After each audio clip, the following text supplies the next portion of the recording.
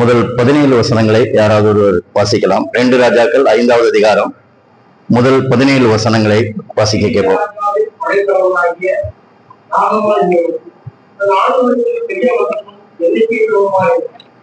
அவனை கொண்டு கர்த்தர் சீரியாவுக்கு ரட்சிப்பை கட்டினார். மகா பராக்கிரமசாலியாகிய அவனோடு யுத்தம் சீரியாவிலிருந்து கர்த்தர் புறப்பட்டு இஸ்ரவேல் தேசத்திலிருந்து ஒரு திருக்கல்லை சிறைப்பிடித்துக் கொண்டிருந்தார். அவள் நாகமான் பழனிக்கு கல்வி செய்து வந்தார். அவள் தன் நாட்டியாரை பார்த்து, சமாரியாவில் இருக்கிற போவாரானால் சமாளித்தது. அவள் என்னுடைய புத்தகத்தை நீக்கிடுவார் என்றார். அப்பொழுது அவர் இஸ்ரவேல் தேசத்திற்கு இன்ன பிரகாரம் கொடுத்தார் என்று தன் ஆண்டவருக்கு அறிவித்தார். இஸ்ரவேல் ராஜா நல்லது போகலாம், இஸ்ரவேல் ராஜாவுக்கு நிர்வாகம். அப்படியே அவர் தன் கையிலே 10 வைத்து 6000 நிறைய 10 மாற்று வஸ்திரங்களை பெற்றுக்கொண்டு இஸ்ரவேல் ராஜாவிற்கு அது எழுதி கொடுத்தான். அதிலே என் விவேகாய் நாகமான் கொண்டுவான், நீர் அவர் புத்தகத்தை நீக்கிட அவன் நிறுவனத்தில் அனுப்பியிருந்தது என்று இருந்தது. இஸ்ரவேல் ராஜா அந்த நிறுவனத்தை வாசித்த போது அவன் தன் பக்தர்களை கொண்டு ஒரு மனுஷனை அவன் புத்தகத்தோடு நீக்கிவிட வேண்டும் என்று அவன் இருந்து மிகவும் அனுமதித்து ஒருவரும் வைக்கிறோமோ நான் தேவதான், நீ என்னை விரோதிக்க சபையில் எழுதினான் என்று பாருங்கள். இஸ்ரவேல் ராஜா தன் வஸ்திரங்களை கொண்ட நீக்கிய தேவனுடைய வஸ்திராகிய எலிசா கேட்டபோது அவன் நீ உன்னுடைய வஸ்திரங்களை கொள்வானே, அவன் இருக்கு வந்து இஸ்ரவேலை இருப்பதை அறிந்து கொள்ள வேண்டும் கண்ணிவிடும் என்று ராஜாவுக்கு சொல்லியிருந்தார். அப்படியே நாகமான் தன் இசையோடும் தன் ரத்தோடும் வந்து எலிசாவை வாசத்தில் இருந்தார். அப்போது எலிசா அவனுக்கு ஆளனுக்கு நீ போய் யோர்தானின் வேண்டுதல் காணவில்லை, அப்பொழுது உன் மக்கள் மாறி சுத்தமாக இருந்து செல்ல சொன்னார். அதற்கு நாகமான் அடுத்து போகும்போது புறப்பட்டு போய் அவன் வெளியே வந்து இருந்து தன் தேவனாய கட்டு நாமத்தில் கொடுத்து தன் கையினால் கொண்டு நீக்கிடுவான் என்று நினைத்திருந்தேன். நான் தானமணி சுத்தமானது இஸ்ரவேலை கண்ணிகள் எல்லாவற்றை பார்க்கிறோம் நமக்கு நதியாகிய ஆத்மாவுக்கும் பரவாவுக்கும் நல்லதோ என்று சொல்லி குற்றக்குறையை குறிப்பான். அவன் உதவிக்கான தமிழ் வந்து கற்பனை அது விதிப்பதற்கு ஒரு பெரிய காரியத்தை செய்ய முடியுமா, அதை செய்ய நீ செய்ய அல்லவா? தானவனும் அப்படி சுத்தமாக இருந்து அவன் உண்மையை சொல்லும்போது அதை செய்ய வேண்டியது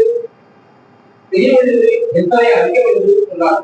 அப்போது அவன் இறங்கி தேவனுடைய மருந்து வாசப்படியை உலகாக இழந்துட முடியும் என்று அவன் மாற்றம் ஒரு சூழலை மாற்றி கொண்ட வாடி அவன் சுத்தமானான். அப்பொழுது அவன் தன் சொந்தக்காரர்களால் தேவனுடைய மருந்து வந்து அவன் நிர்வாகம் வேறு தேவன் இல்லை என்பதை இப்போதும் ஒரு ஐயத்தையும் ஒரு காணிக்கு வாங்கிக் கொள்ள வேண்டும்.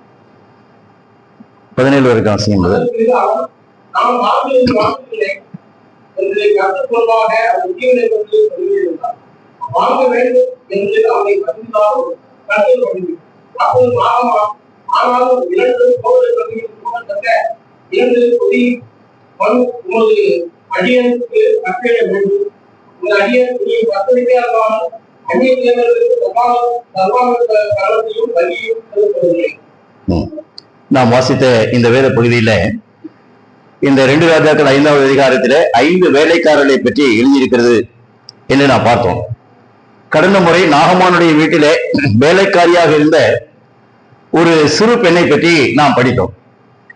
நாகமானுடைய குஷ்டரோகம் நீங்குவதற்கு அவர் இஸ்ரவேலில் இருக்கிற தீர்க்கதரிசிகளிடத்திலே போனால் அவர் சுகமாவார் என்று சொல்லி அந்த சிறு பெண் சொன்னாள் என்று நாம் பார்த்தோம். அந்த சிறு பெண்ணுடைய ஆவிக்குரிய தன்மைகளை பற்றி நாம் படித்தோம். இன்றைக்கு நாகமான் யார் என்று கேட்டால் சீரியா ராஜாவினுடைய ஒரு வேலைக்காரனாக இருக்கக்கூடிய மனிதன் தான் நாகமான். அதே போல 3வது நாகமானுக்கு வேலைக்காரராக இருந்தவர்களை பற்றி இந்த அதிகாரத்திலே நாம் வாசிக்கிறோம். அதோடு எலிசா யார் என்று கேட்டால் கர்த்தருடைய வேலைக்காரன் என்று நாம் பார்க்கிறோம். அடுத்து இந்த எலிசாவுக்கு வேலைக்காரனாக இருந்த கேயாசி என்கிற 5 வேலைக்காரர்களை பற்றி இந்த 2 ராஜாக்கள் 5வது அதிகாரத்திலே எழுதப்பட்டிருக்கிறது. அதில் நாம் கடந்த முறை அந்த சிறு பெண்ணை பற்றி நாம் படித்தோம். அந்த சிறு பெண் எப்படிப்பட்டவள், அவருடைய குணநலங்கள் என்ன என்பதை பற்றி நாம் தியானித்தோம். இந்த வாரத்திலே இந்த நாகமானை பற்றி உள்ள காரியங்கள் இந்த வேத பகுதியிலே சொல்லி இருக்கிறது. அதை நம்முடைய ஆவிக்குரிய வாழ்க்கையோடு கூட சம்பந்தப்படுத்தி பார்க்கலாம். முதலாவதாக 1வது வசனத்திலே நாம் வாசிக்கிற வேளையிலே நாகமான் யார், நாகமான் எப்படிப்பட்டவர் என்பதை பற்றி அந்த வசனத்தில் எழுதியிருக்கிறது. அந்த 1வது வாக்கியத்தை நீங்கள் பார்க்கிற வேளையிலே நாகமான் யார் என்று கேட்டால் ஒரு படை தலைவன் என்று எழுதியிருக்கிறது. அதாவது அவன் என்ன செய்தார்கள் என்றால் அந்த சீரிய நாட்டினுடைய ஒரு படை தலைவன், ஒரு கேப்டன் அல்லது ஒரு கமாண்டர் என்று சொல்லக்கூடிய நிலைமையில ஒரு உயர் பதவி வகிக்கக்கூடிய ஒரு தலைவனாக இருந்தான். அடுத்தது என்ன வாசிக்கிறோம், அவன் பெரிய மனுஷனாக இருந்தான் என்று வாசிக்கிறோம். சாதாரண ஆள் கிடையாது, அவன் பெரிய மனிதன் என்று நான் வாசிக்கிறோம். மூன்றாவதாக அவன் எண்ணிக்கையில் அது மாதிரியாக எண்ணிக்கை உள்ளவனுமாய் இருந்தான் என்று தமிழ் பைபிள் எழுதியிருக்கிறது. ஆங்கில பைபிள்ல ஹானரபிள் மேன் என்று எழுதியிருக்கிறது. ஹானரபிள் என்று சொன்னால் ஒரு கனத்துக்குரிய ஒரு மனிதன், ஒரு படைக்கு தலைவர், பெரிய மனுஷன், அவர் ஒரு கனத்துக்குரியவர். அடுத்து என்ன வாசிக்கிறோம், அவன் மகா பராக்கிரமசாலி, பராக்கிரமசாலி அல்ல, மகா பராக்கிரமசாலி, மனுஷன் என்றல்ல, அவன் பெரிய மனுஷன் என்று வாசிக்கிறோம். அடுத்து அவனை பற்றி வாசிக்கிறோம், அவனை கொண்டு கர்த்தர் என்ன செய்தார் என்று கேட்டால் சீரியாவுக்கு ரட்சிப்பை கட்டளையிட்டார் என்று வாசிக்கிறோம். அப்ப இந்த 1வது வசனத்துல நாகமானை பற்றி இவ்வளவு நல்ல காரியங்கள் சொல்லி இருக்கிறது. அப்படிதான் சொல்லிட்டு அந்த வசனத்தில் என்ன வாசிக்கிறோம், அந்த வசனத்துடைய கடைசியில எல்லாரும் பைபிள் பாருங்க, மகா பராக்கிரமசாலியாகிய அவனோ, அவன் சொல்லல, அவனோ என்று எழுதியிருக்கிறது. அப்ப உலக பிரகாரமான நிலைமையில ஒரு படைத்தலைவன், கனத்துக்குரியவன், பெரிய மனுஷன், மகா பராக்கிரமசாலி, கர்த்தர் அவனை கொண்டு சீரியாவுக்கு ரட்சிப்பை கட்டளையிட்டு இருந்தாலும் அவன் யார் என்று கேட்டால் அவனோ, ஆங்கில பைபிள்ல ஆனால் பட் என்று எழுதியிருக்கிறது. அவனோ என்ன செய்தான் என்று கேட்டால் குஷ்டரோகியாக இருந்தான் என்று நான் வேதத்திலே படிக்கிறேன். அப்ப உலகத்துல மனிதர்கள் எவ்வளவு பெரியவர்களாக இருந்தாலும், அந்தஸ்துள்ளவர்களாக இருந்தாலும், மனிதர்கள் எல்லாரும் குறைவுள்ளவர்கள், மனிதர்கள் எல்லாரும் பாவிகள் தான். நம்ம ஒரு நினைக்கலாம், எவ்வளவு பெரிய ஆளுங்க, அவருக்கு எவ்வளவு சொத்து இருக்குது, அவருக்கு கீழே எவ்வளவு வேலைக்காரங்க இருக்கிறாங்க என்றெல்லாம் மனிதனுடைய வெளிப்பிரகாரமான காரியங்களை வைத்து எடை போட்டு அவர்களை உயர்ந்தவர்களாக எண்ணுகிறோம். ஆனால் தெய்வம் என்ன பார்க்கிறார் என்று கேட்டால் நம்முடைய உள்ளான வாழ்க்கையை பார்க்கிறார். அதான் இங்க ஆவியானவர் எழுதி வைத்திருக்கிறார். அவன் எழுதல, அவனோ இப்படியெல்லாம் பெரிய ஆளா இருந்தாலும் அவன் யாரு, குஷ்டரோகி.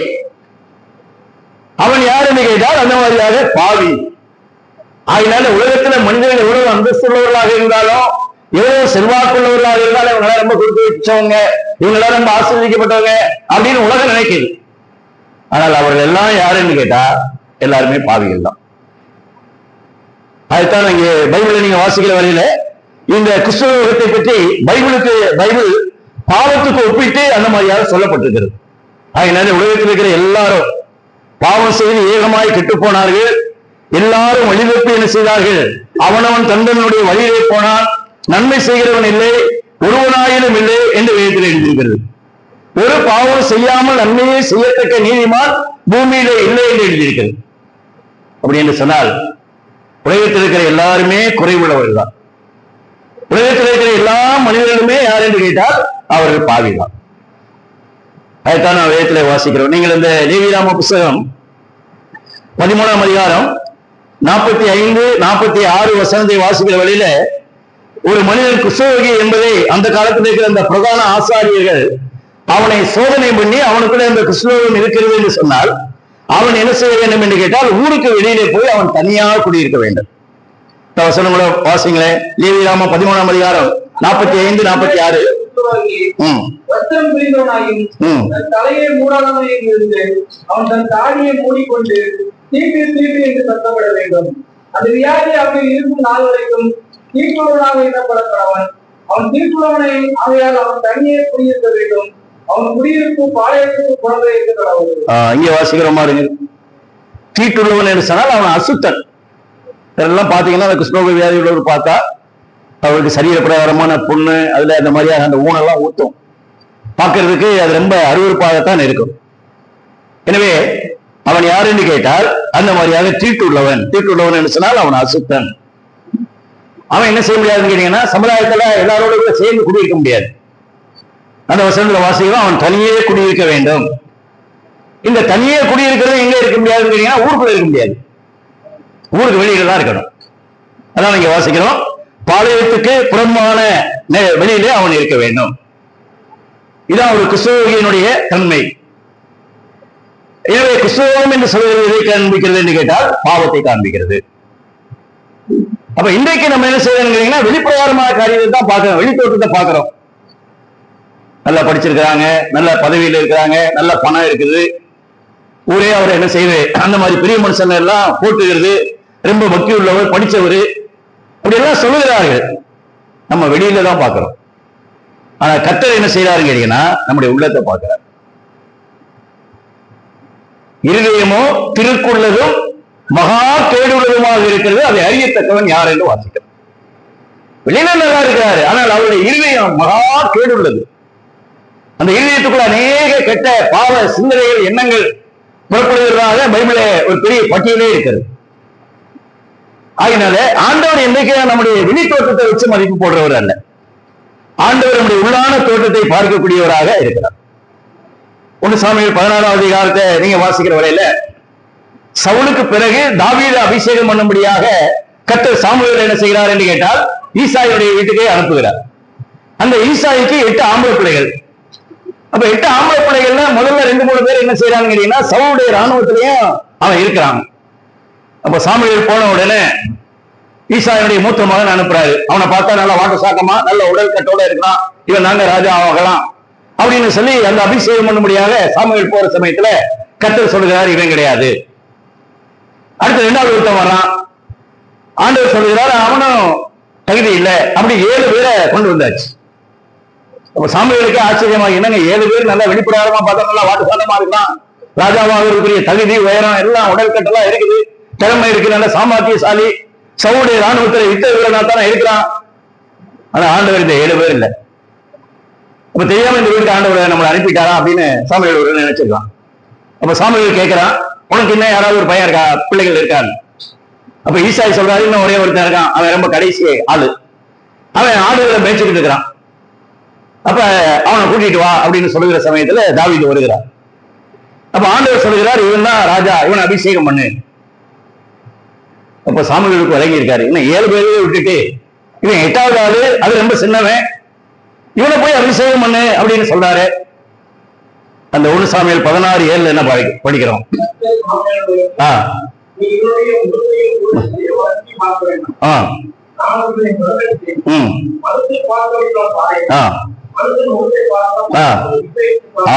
இதாங்க முக்கியம். அவனோ கிறிஸ்தவர்களா இருந்தான். வெளிப்பிரகாரமான நிலைமையிலே மனுஷன் பார்க்கிறபடி தெய்வம் பார்க்கிறது இல்லை. மனுஷன் உங்களை பார்த்து ரொம்ப நல்லவர், கணக்குரியவர், பெரியவர், பக்திமான சொல்லலாம். ஆனால் மனுஷன் பார்க்கிறபடி நான் பார்க்கவில்லை, கர்த்தர் இருதயத்தை பார்க்கிறேன்.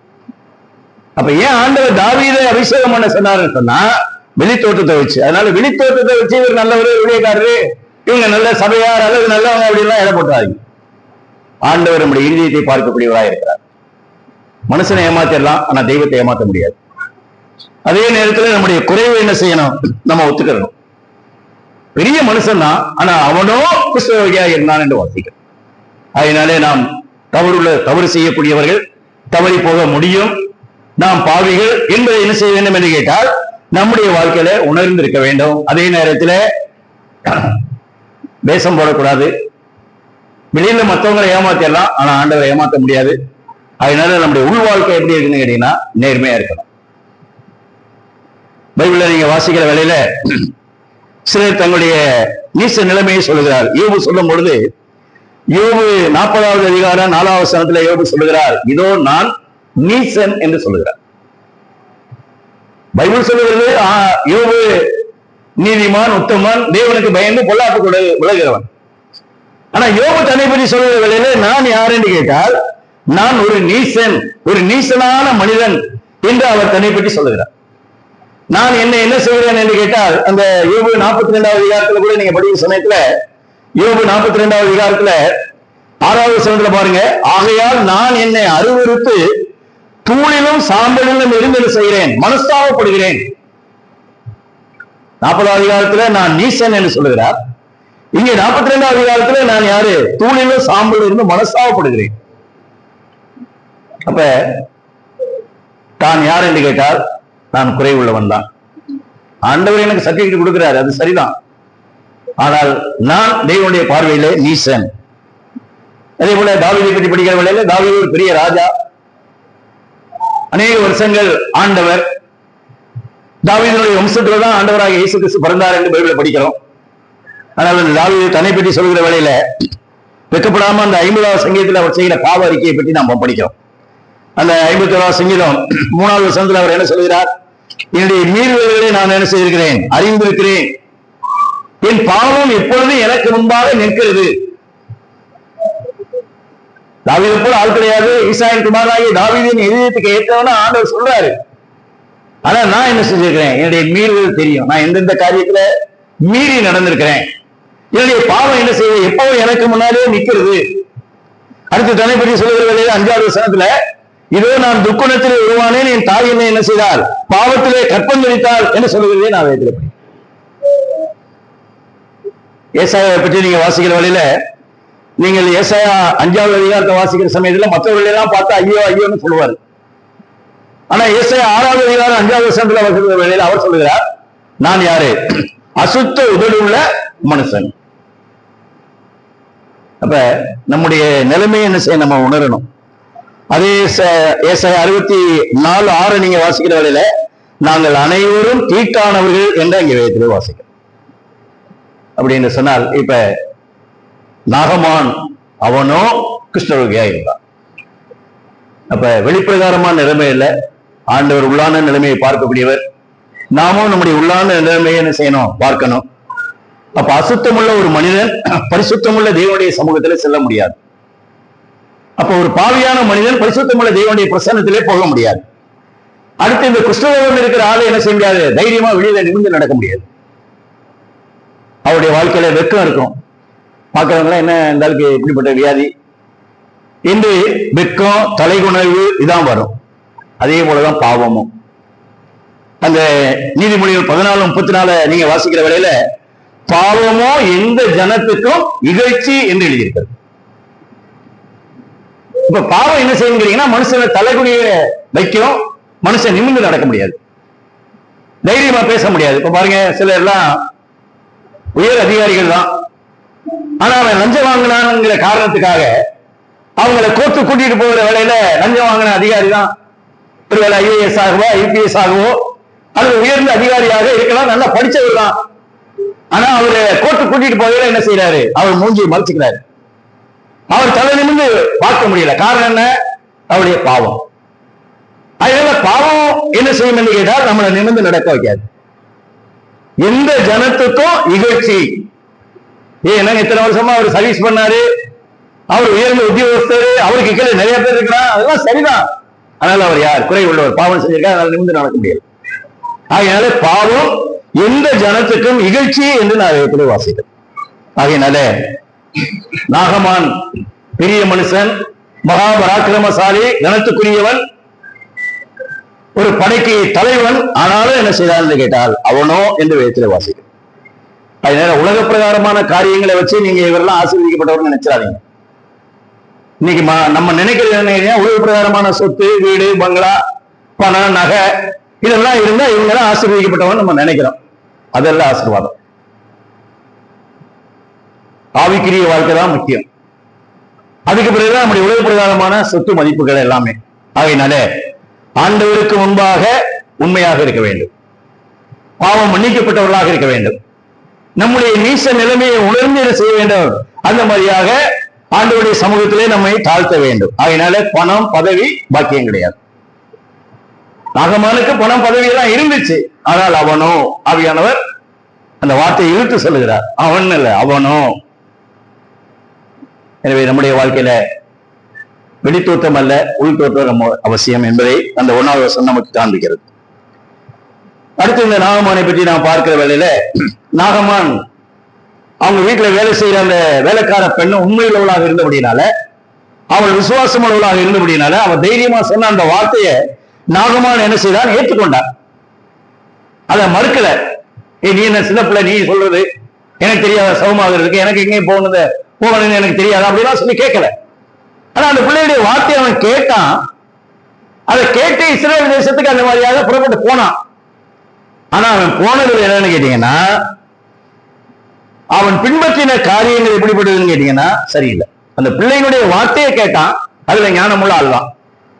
ஆனா அடுத்து அவன் என்ன செய்யறாங்கன்னா, சில காரியங்கள் நம்ம பார்க்க போறோம். அவன் என்ன செய்வான்னு கேட்டால், அந்த சிறு பெண் சொன்ன மாதிரி அவன் என்ன செய்யல, அவன் பின்பற்றல. அந்த பிள்ளை எங்க போக சொன்னான்னு கேட்டா, இஸ்ரவேலில் இருக்கிறதான தீர்க்கதரிசி நிலத்துல தான் போக முடியா சொல்றான். அந்த தீர்க்கதரிசி நிலத்துல போகிற சமயத்துல ஏதாவது கையில காணிக்கை எடுத்துட்டு போங்கன்னா அவன் சொல்லல. அடுத்து நீங்க தீர்க்கதரிசி நிலத்துல போகிற வேலையில ஒரு சிபாரிசு கடிதம் என்ன செய்யுங்க, ஒருத்தன் வாங்கிட்டு போங்க அப்படின்னு அந்த பிள்ளை அவன் சொல்லல. அவன் என்ன சொன்னான்னு கேட்டீங்கன்னா, அந்த தீர்க்கதரிசி நிலத்துல போனால் போதும் என்றுதான் அவன் சொன்னாலே தவிர வேற ஒன்னும் சொல்லல. ஆனா நாகமான் செய்யற அநேக தவறுகள் பின்னால நம்ம படிக்கலாம். அப்ப இன்றைக்கு அநேகர் என்ன செய்யறான்னு கேட்டீங்கன்னா, வசனத்தை கேட்கிறாங்க, ஆனா வசனத்தை கேட்டு அதன்படி செய்யறது இல்லை. நாகமான் சிறு பிள்ளைகளுடைய வார்த்தையை கேட்டா அதுல அவன் நல்ல புத்திசாலி, ஞானம் உள்ளவன் தான். ஆனா அதை தன்னுடைய வாழ்க்கையில என்ன செய்யணும்னு கேட்டீங்கன்னா, அவன் கடைப்பிடிக்கல, அதை பின்பற்றல. அதனால நாகமான் யாருன்னு கேட்டீங்கன்னா முட்டாள். எப்படி பிரதர் சொல்றீங்க? மத்தேயு எழுதின சுவிசேஷம் 7ஆம் அதிகாரம் 24ஆம் வசனத்துல இயேசுநாதர் சொல்றாரு பாருங்க. மத்தேயு எழுதின சுவிசேஷம் 7ஆம் அதிகாரம் 24ஆம் வசனம்.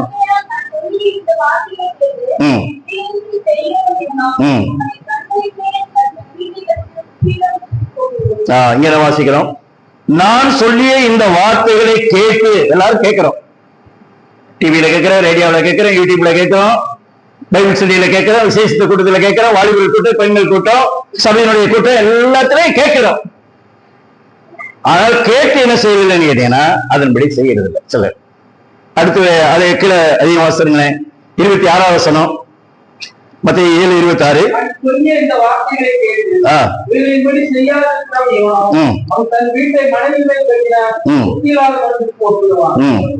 என்ன வாசிக்கிறோம்? இந்த ரெண்டையும் நல்லா கம்பேர் பண்ணி பாருங்க. ரெண்டு பேரும் வசனம் கேட்கிறாங்க. ஆனா கேட்டதுல ஒரு சாரார் என்ன செய்யறான்னு கேட்டீங்கன்னா, கேட்ட வசனத்தின்படி அவர்கள் வாழ்ந்தார்கள், கேட்ட வசனத்தை பின்பற்றினார்கள், கேட்ட வசனத்துக்கு அந்த மாதிரியாக கீழ்ப்படிந்தார்கள். அப்ப கேட்டு அவைகளின்படி செய்கிறவர்கள் தான் யாரு? புத்திசாலி. நீங்க வசனத்தை கேட்டு பைபிள் படிச்சு அதுக்கு கீழ்ப்படியலைன்னு சொன்னா நீங்க புத்தி இல்லாத ஆளு அப்படின்னு நான் சொல்லல, பைபிள் சொல்லுது. எல்லாரும் இன்னைக்கு வசனம் கேட்கிறோம், ரட்சிக்கப்படணும், ஞானஸ்நானம் எடுக்கணும், சபைக்கு ஒழுங்கா வரணும், வேதம் வாசிக்கணும், ஜெபிக்கணும், தேவனுடைய காரியங்கள் ஈடுபாடு இருக்கணும், எல்லாம் கேட்கிறோம். ஆனா என்ன செய்யறதுன்னு கேட்டீங்கன்னா அவைகளின்படி நடக்கிறது.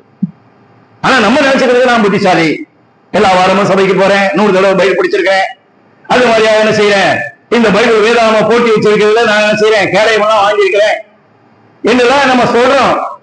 ஆனா அதன்படி செய்யறது. இப்ப நாகமான் யாருன்னு கேட்டீங்கன்னா, சிறு பெண்ணுடைய வார்த்தையை கேட்டான், புத்திசாலி. ஆனா அந்த பிள்ளை சொன்ன மாதிரி அவன் தன்னுடைய வாழ்க்கையில என்ன செய்யல, அவன் பின்பற்றவில்லை. இப்ப நீங்க எல்லா வசனம் கேட்கறீங்க, எப்படிங்கிறது நீங்களே யோசிச்சுக்கீங்க. கேட்ட வசனத்தின்படி வாழணும்னு விருப்பம் இருக்குதா? கேட்ட வசனத்தின்படி ஜீவிக்க வேண்டும் என்கிறதான அந்த எண்ணம் அவங்களுடைய வாழ்க்கையில இருக்கிறதா? இல்லைங்க பிரதர் சொல்றது சொல்லிதான் போவாங்க, அவர் சொல்ற மாதிரி எல்லாம் உலகத்துல வாழ முடியுமா? தான் நடக்காதுங்க, அவர் சொல்லிட்டு போயிடுவாரு, பைபிள் சொல்லுது அப்படின்னு நினைக்காது. வசனத்தின்படி வாழ முடியும், வாழணும். அதுக்காக தான் பரிசுத்த ஆவியானவர், அதுக்குதான் தேவனுடைய சபை, அதுக்காக தான் வேத போதனை. இன்னைக்கு நம்ம என்ன செய்யறோம்? ஆண்டவரே ஆண்டவரேன்னு சொல்றோம். லூக்கா 6ஆம் அதிகாரம் 46ஆவது வசனம் பாருங்க எல்லாரும். லூக்கா 6ஆம் அதிகாரம் 46ஆவது வசனம். என்னை ஆண்டவரே ஆண்டவரே என்று சொல்லியும் நான் சொல்லுகிறபடி நீங்கள் செய்யாமல் போகிறது என்ன?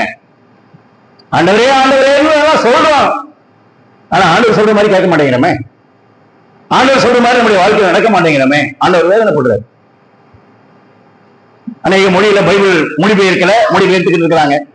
ஆனா நமக்கு மொழிபெயர்த்து நம்ம தாய்மொழியில நம்ம வாசித்து புரிந்து கொள்ளக்கூடிய நிலைமையில முழு பைபிளை ஆண்டவர் நம்ம கையில் கொடுத்திருக்கிறாரு. இந்த வேத காரியங்களை விலைக்கு சொல்வதற்கு ஆண்டவர் கர்த்தருடைய பிள்ளைகளை வைத்திருக்கிறார். நமக்கு அந்த மாதிரி ஞானம் கொடுத்திருக்கிறார். ஆனா நம்ம அதுபடி செய்யறது இல்லை. ஆண்டவர் வேதனை பண்றார்.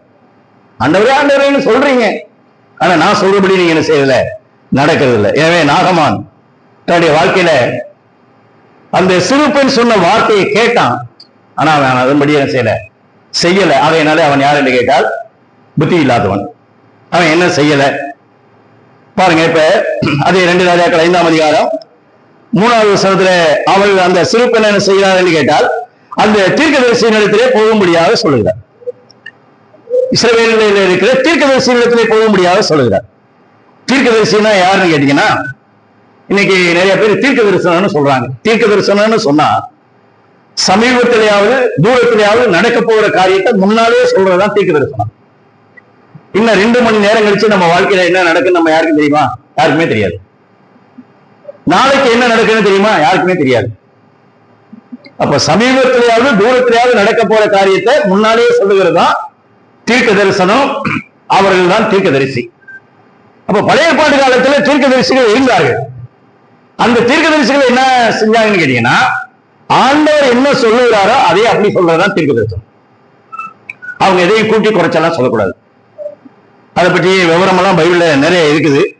அதை நீங்க வீட்டுல போய் படிக்கிற சமயத்துல உபாகமம் 18வது அதிகாரம் 20ல இருந்து 22 வரைக்கும் படிங்க. அதுல ஒரு தீர்க்கதரிசி சொன்னான்னு சொன்னா, அதாவது தீர்க்கதரிசிக்கு ஆண்டவர் சொல்றாரு, அவன் சொன்ன அந்த தீர்க்கதரிசனம் அப்படி நிறைவேறிச்சுன்னா அவன் தான் உண்மையான தீர்க்கதரிசி. அவன் சொன்னதை நிறைவேறலைன்னு சொன்னா அவன் போய் தீர்க்கதரிசி. இயேசு கிறிஸ்து கூட இந்த உலகத்துல வாழ்ந்த காலத்துல கள்ள தீர்க்கதரிசிகளுக்கு எச்சரிக்கையாயிருங்கன்னு சொன்னார். மலைப்பிரசங்கத்துல அந்த மத்தேயு 7வது அதிகாரம் 15வது வசனத்துல இயேசுநாதர் சொல்றாரு பாருங்க. மத்தேயு 7ஆம் அதிகாரம் 15வது வசனம், கள்ள தீர்க்கதரிசிகளுக்கு எச்சரிக்கையாயிருங்கள், அவர்கள் ஆட்டுத்தோலை போர்த்தி கொண்டு உங்களிடத்திலே வருவார்கள், உள்ளத்திலே அவர்கள் பட்சிக்கிற ஓநாய்கள். கள்ள தீர்க்கதரிசிகளுக்கு எச்சரிக்கையாயிருங்க. அப்ப ஒரிஜினல் வந்துருச்சுன்னு சொன்னா டூப்ளிகேட் ஜெராக்ஸ் காப்பியும் வந்துருது. தீர்க்கதரிசி கள்ள தீர்க்கதரிசி, போதகர்கள் கள்ள போதகர்கள், சகோதரர்கள் கள்ள சகோதரர்கள், இதெல்லாம் பைபிள்ல வருது. எல்லாரையும் தீர்க்கதரிசியை நம்பிட முடியாது. அதுல கள்ள தீர்க்கதரிசிகளே இருக்கிறார்கள். கள்ள தீர்க்கதரிசிகள் என்ன செய்வாங்கன்னு கேட்டா, அவன் காசுக்காக அல்லது பண ஆசையினால அவன் தான் யூகித்ததே என்ன செய்வான் சொல்லுவான். ஆகையினாலே அவர்களுக்கு எச்சரிக்கையாயிருங்கள், அவர்கள் ஆட்டுத்தோல் போர்த்திய அந்த மாதிரியாக ஓநாய்கள். உள்ளுக்குள்ள பார்த்தா ஓநாய், ஆனா வெளியில கவரிங் மேக்கப். ஆட்டுத்தோலை போர்த்திருக்காங்க. ஐயோ ஆடு ரொம்ப சாதுவானது சாந்தமானது என்று நினைக்கிறார். ஆனா வெளியில சாந்தமானவர்கள் ஆட்டுத்தோல், உள்ளுக்குள்ள பட்சிக்கிற கடிக்கிற மற்றவர்களை கொண்டு போடுவதான ஓநாய். ஆகையினாலே எச்சரிக்கையாயிருக்கு. அதனால அந்த பிள்ளை என்ன சொன்னாங்கடா, இஸ்ரவேல் தேசத்தில் இருக்கிற கர்த்தருடைய தீர்க்கதரிசி, தேவனுடைய மனுஷனாகிய தீர்க்கதரிசி யாரிடத்துல? எலிசாவிடத்துல போனோம்னு அவர் சொன்னான். 3வது வசனத்துல அதான் தெளிவா எழுதி இருக்குது. அந்த பிள்ளை வேற எதுவும் சொல்லல. அடுத்து பாருங்க, 5வது வசனத்துல என்ன வாசிக்கிறோம்? நாகமான் இப்பொழுது எங்க போறான்னு கேட்டீங்கன்னா, சீரியா ராஜாவிடத்துல போய் சொல்றான்.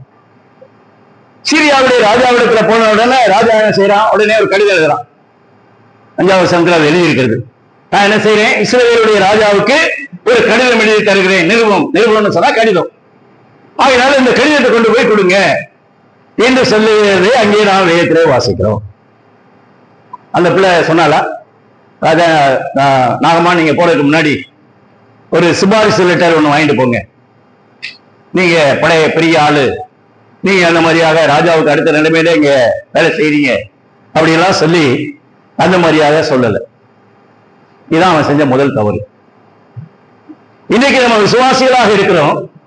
தேவனுடைய ஆசீர்வாதத்தை பெறுவதற்கு, தேவனுடைய நன்மையை பெற்றுக் கொள்வதற்கு நம்ம என்ன நினைக்கிறீங்கன்னா, ஒரு பெரிய ஊழியக்காருடைய சிபாரிசு வேணும், ஒரு பணக்கார விசுவாசிகளுடைய சிபாரிசு வேணும், இவன் இந்த சபையில் 50 வருஷமா இருக்கிறாரு, இவருடைய சிபாரிசு வேணும் அப்படின்லாம் சொல்லி போறோம். இது தவறு. சிலர்லாம் இந்த கட்டிட அப்பீல்லாம் அனுப்புவாங்க. கீழே 3 பேர் கையெழுத்து போட்டுப்பாங்க. 3 மூப்பரோ அல்லது ஒரு ஊழியக்காரர் 2 மூப்பரு. அதுக்கு கீழே 2 பேர் என்ன எழுதியிருப்பாங்கன்னா அவங்கதான் சிபாரிசு. அவர் அந்த ஏரியாவில் அந்த லொகேஷனுக்கு பெரிய ஆளா தெரிவார். அவருக்கு எழுத்து போடுவார், இந்த சபையை பற்றி தெரியும், இங்கு நடக்கிற ஊழியங்களை பற்றி எனக்கு தெரியும், ஆகையினால நீங்க என்ன செய்யுங்க, காணிக்கை அனுப்பி இந்த கட்டடத்துக்கு உதவி செய்யுங்க அப்படின்னு சொல்லி 2 பேரும் என்ன செய்கிறது, அந்த மாதிரியாக சிபாரிசு கையெழுத்து போடுது. இதெல்லாம் தேவை கிடையாது. உங்களுடைய ஆவிக்குரிய நலனுக்கு, உங்களுடைய ஆவிக்குரிய தேவைகளுக்கு நீங்கள் போக வேண்டியது, உங்களை சிபாரிசு பண்ண வேண்டியது தேவன் தான். தேவனத்தில் தான் போக வேண்டும். அவர்தான் மத்தியஸ்தர். ஆண்டவராக இயேசு கிறிஸ்து சிலுவையிலே மரிக்கிறதுக்கு முன்பாக ஒரு ஆசாரியன் தேவை. ஆனால் அவர் சிலுவையிலே மரித்ததற்கு பிறகு தேவாலயத்துடைய திரைச்சலை மேல இருந்து கீழே இருக்கிற கிழிஞ்சிருச்சு. இனி எல்லாரும் என்ன செய்யலாம், தைரியமாக தேவ பிரசன்னத்திலே, தேவ சமூகத்திலே போய் எந்த விதமான மனித சிபாரிசு இல்லாதபடிக்கு தேவனுடைய அனுகிரகத்தை நாம் பெற்றுக்கொள்ளலாம். எனவே நாகமான் செய்த முதல் தவறு, அவன் என்ன செய்தான் கேட்டால் சிபாரிசு கடிதத்தை கொண்டு போனான். இரண்டாவது அவன் செய்த தவறு, 5வது வசனத்தில் என்ன படிக்கிறோம் என்று கேட்டால், அவன் என்ன செய்கிறான், அந்த மாதிரியாக 5வது வசனம், 2 ராஜாக்கள் 5ஆம் அதிகாரம் 5வது வசனம்,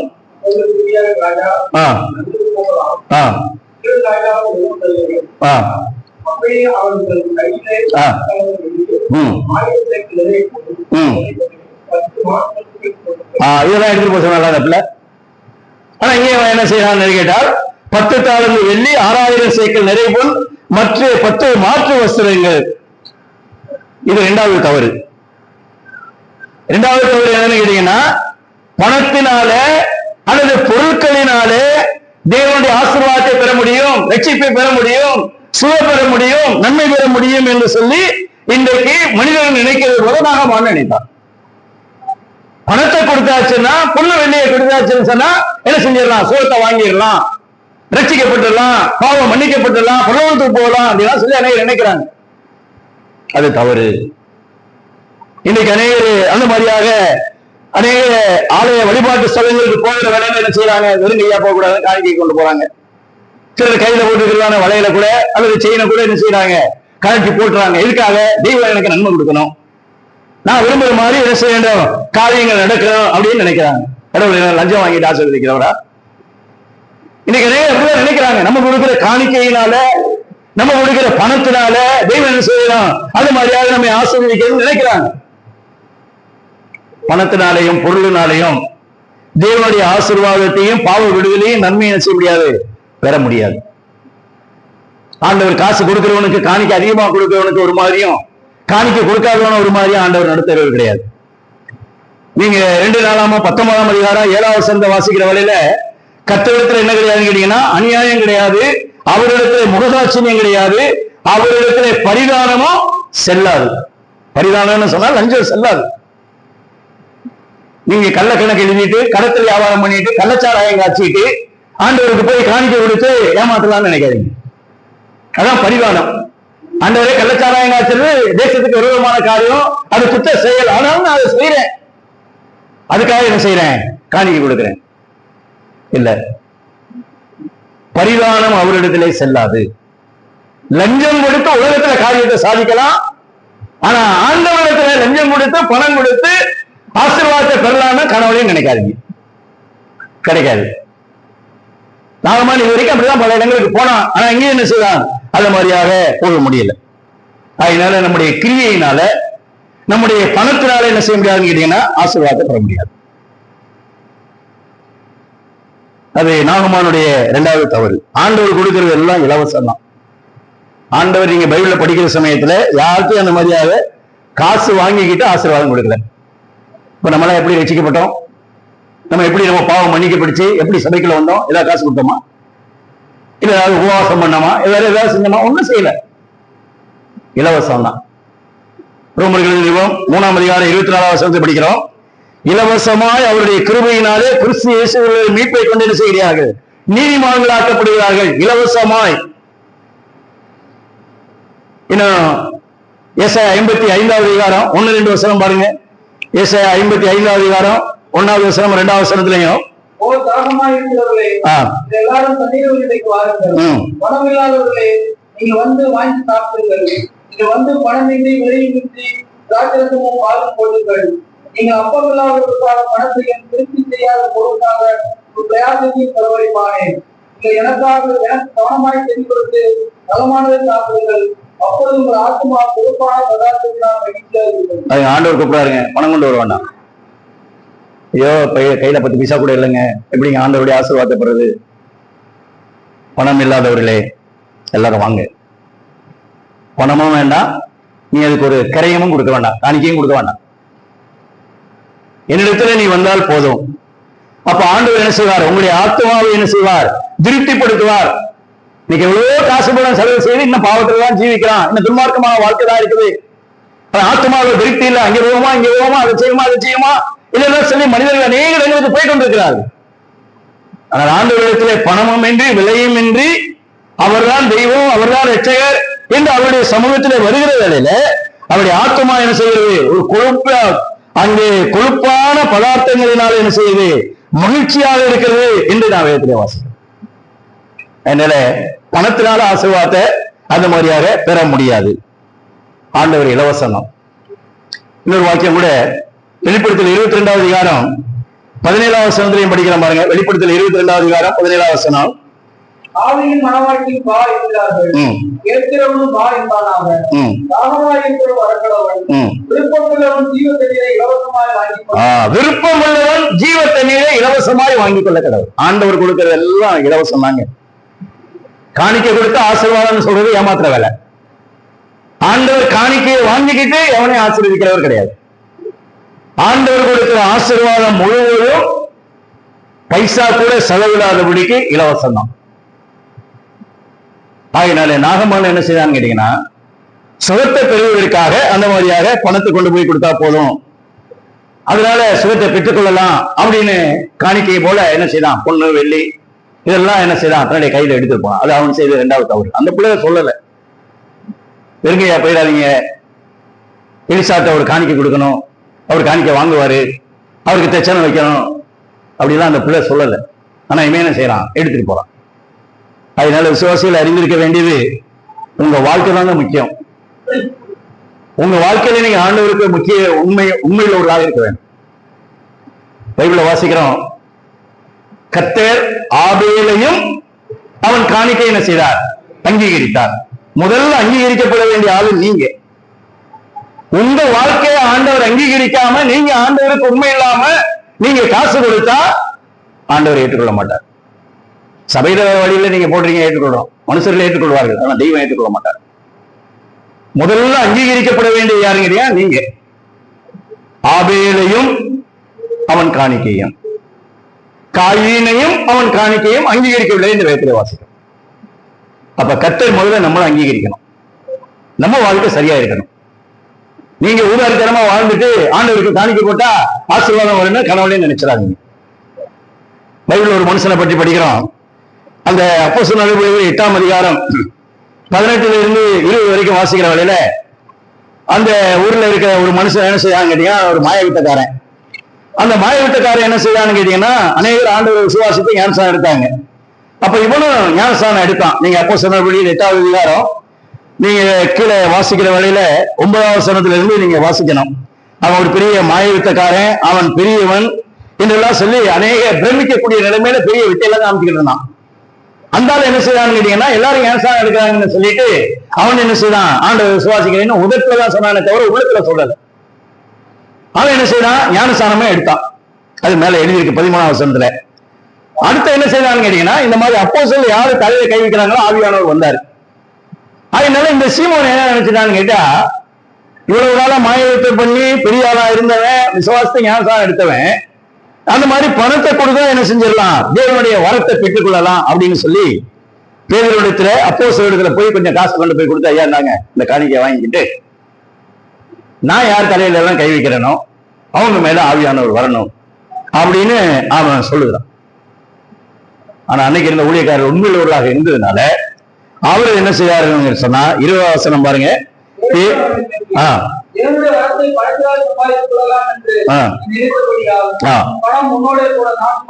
உன் பணம் உன்னோடு நாசமாய் போகிறது வாசிக்கிறோம். தேவனுடைய வரத்தை, தேவனுடைய ஆசீர்வாதத்தை, தேவனுடைய நன்மையை, தேவனுடைய அனுகிரகத்தை பெற்றுக் கொள்வதற்கு பணம் அல்ல, உங்க வாழ்க்கை முக்கியம். ஆண்டவர் அதைத்தான் எதிர்பார்க்கிறார். எனவே நாகமான் செஞ்ச 2வது தவறு, பணத்தினால என்ன செய்யலாம் என்று கேட்டால் ஆசீர்வாதத்தை பெறலாம் என்று அவன் எண்ணினான். காணிக்க வேண்டாம், நீங்க தான் முக்கியம். உங்க வாழ்க்கையை ஆண்டவருக்கு ஒப்பு கொடுங்க. பைபிள் சொல்லுகிற மாதிரி அவரை பின்பற்றுங்க. அவருக்காக நீங்கள் என்ன செய்ய வேண்டும்? அந்த மாதிரியாக வாழ வேண்டும். ஆண்டவர் கொடுக்கிறதுல ரொம்ப சிம்பிளான காரியம் தாங்க. வருத்தப்பட்டு பாலம் சுமக்கிறவர்களே, நீங்கள் எல்லாரும் இந்த இடத்துல வாங்க. ஆம்பளை மாத்திரம் வாங்க, கிறிஸ்தவன் மாத்திரம் வா, படிச்சவன் மாத்திரம் வா, அப்படிலாம் சொல்லல. சில கோயில்களுக்குள்ள போகிற வேலையில சில இடங்கள்ல பெண்கள் அந்த கோயிலுக்குள்ள போக முடியாது. சில கோயில்களில் ஜாதி அடிப்படையில சிலர் விட மாட்டான். சிலர் அந்த மாதிரியாக மத அடிப்படையிலையும் விட மாட்டான். ஆனா வருத்தப்பட்டு பாரம் சுமக்கிற நீங்கள் எல்லாரும், நீ எவ்வளவு பெரிய பாதியா இருந்தாலும், நீ உலகத்துல சமுதாயத்தில் எவ்வளவு ஒதுக்கப்பட்ட மோசமான ஆளா இருந்தாலும், நீங்கள் எல்லாரும் என்னிடத்திலே வாருங்கள். அடுத்து என்ன வாசிக்கிறோம்? என்னை நோக்கி கூப்பிடு, நான் எனக்கு என்ன செய்வேன்? உத்தரவு கொடுப்பேன். வாங்கன்னு கூப்பிடுறாரு. இன்னைக்கு அழைக்காத இடத்துக்கெல்லாம் போய்கிட்டு இருக்காங்க. ஆனா ஆண்டவர் அழைக்கிறார், வாருங்கள். அடுத்து என்னை நோக்கி அந்த மாதிரியாக கூப்பிடு என்று நான் விதத்துல வாசிக்கிறோம். இன்னும் 50ஆம் சங்கீதம் 15ஆம் வசனம் நம்ம எல்லாருக்கும் தெரிஞ்சு, ஆபத்து காலத்தில் என்னை நோக்கி கூப்பிடு, நான் உன்னை விடுவிப்பேன், நீ என்ன செய்வாய்? மகிமைப்படுத்துவாய். நீங்க ஜெபம் பண்ணணும். இன்னைக்கு அவங்க ஜெபம் பண்றது கிடையாது. ஒரு 100 SMS எங்க சபையில எங்க குடும்பத்துல இப்படி எல்லாருக்கும் ஜெபம் பண்ணுங்க, அது ஒரு 100 போஸ்ட் கார்டு வாங்கி அனைவருக்கு எழுதுறது, அனைவருக்கு அந்த மாதிரி போன் பண்ணி ஊழியக்காரர் சொல்றது. ஆனா நீங்க ஜெபம் பண்ணுங்க, நீங்க ஜெபம் பண்ணணும். ஊழியக்காரர் கூப்பிட்டாதான் இல்ல, நீங்க கூப்பிடணும். ஆபத்து காலத்தில் என்னை நோக்கி கூப்பிடு.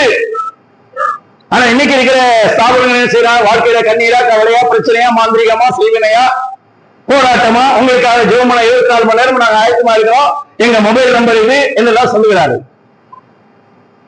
இல்ல, என்னை நோக்கி கூப்பிடு என்று நான் வேதத்திலே வாசிக்கிறேன். தேவனுக்கு மனுஷனுக்கு மத்தியஸ்தர் ஒரே ஒருத்தர் தான். யாரு? இயேசு கிறிஸ்து தான்.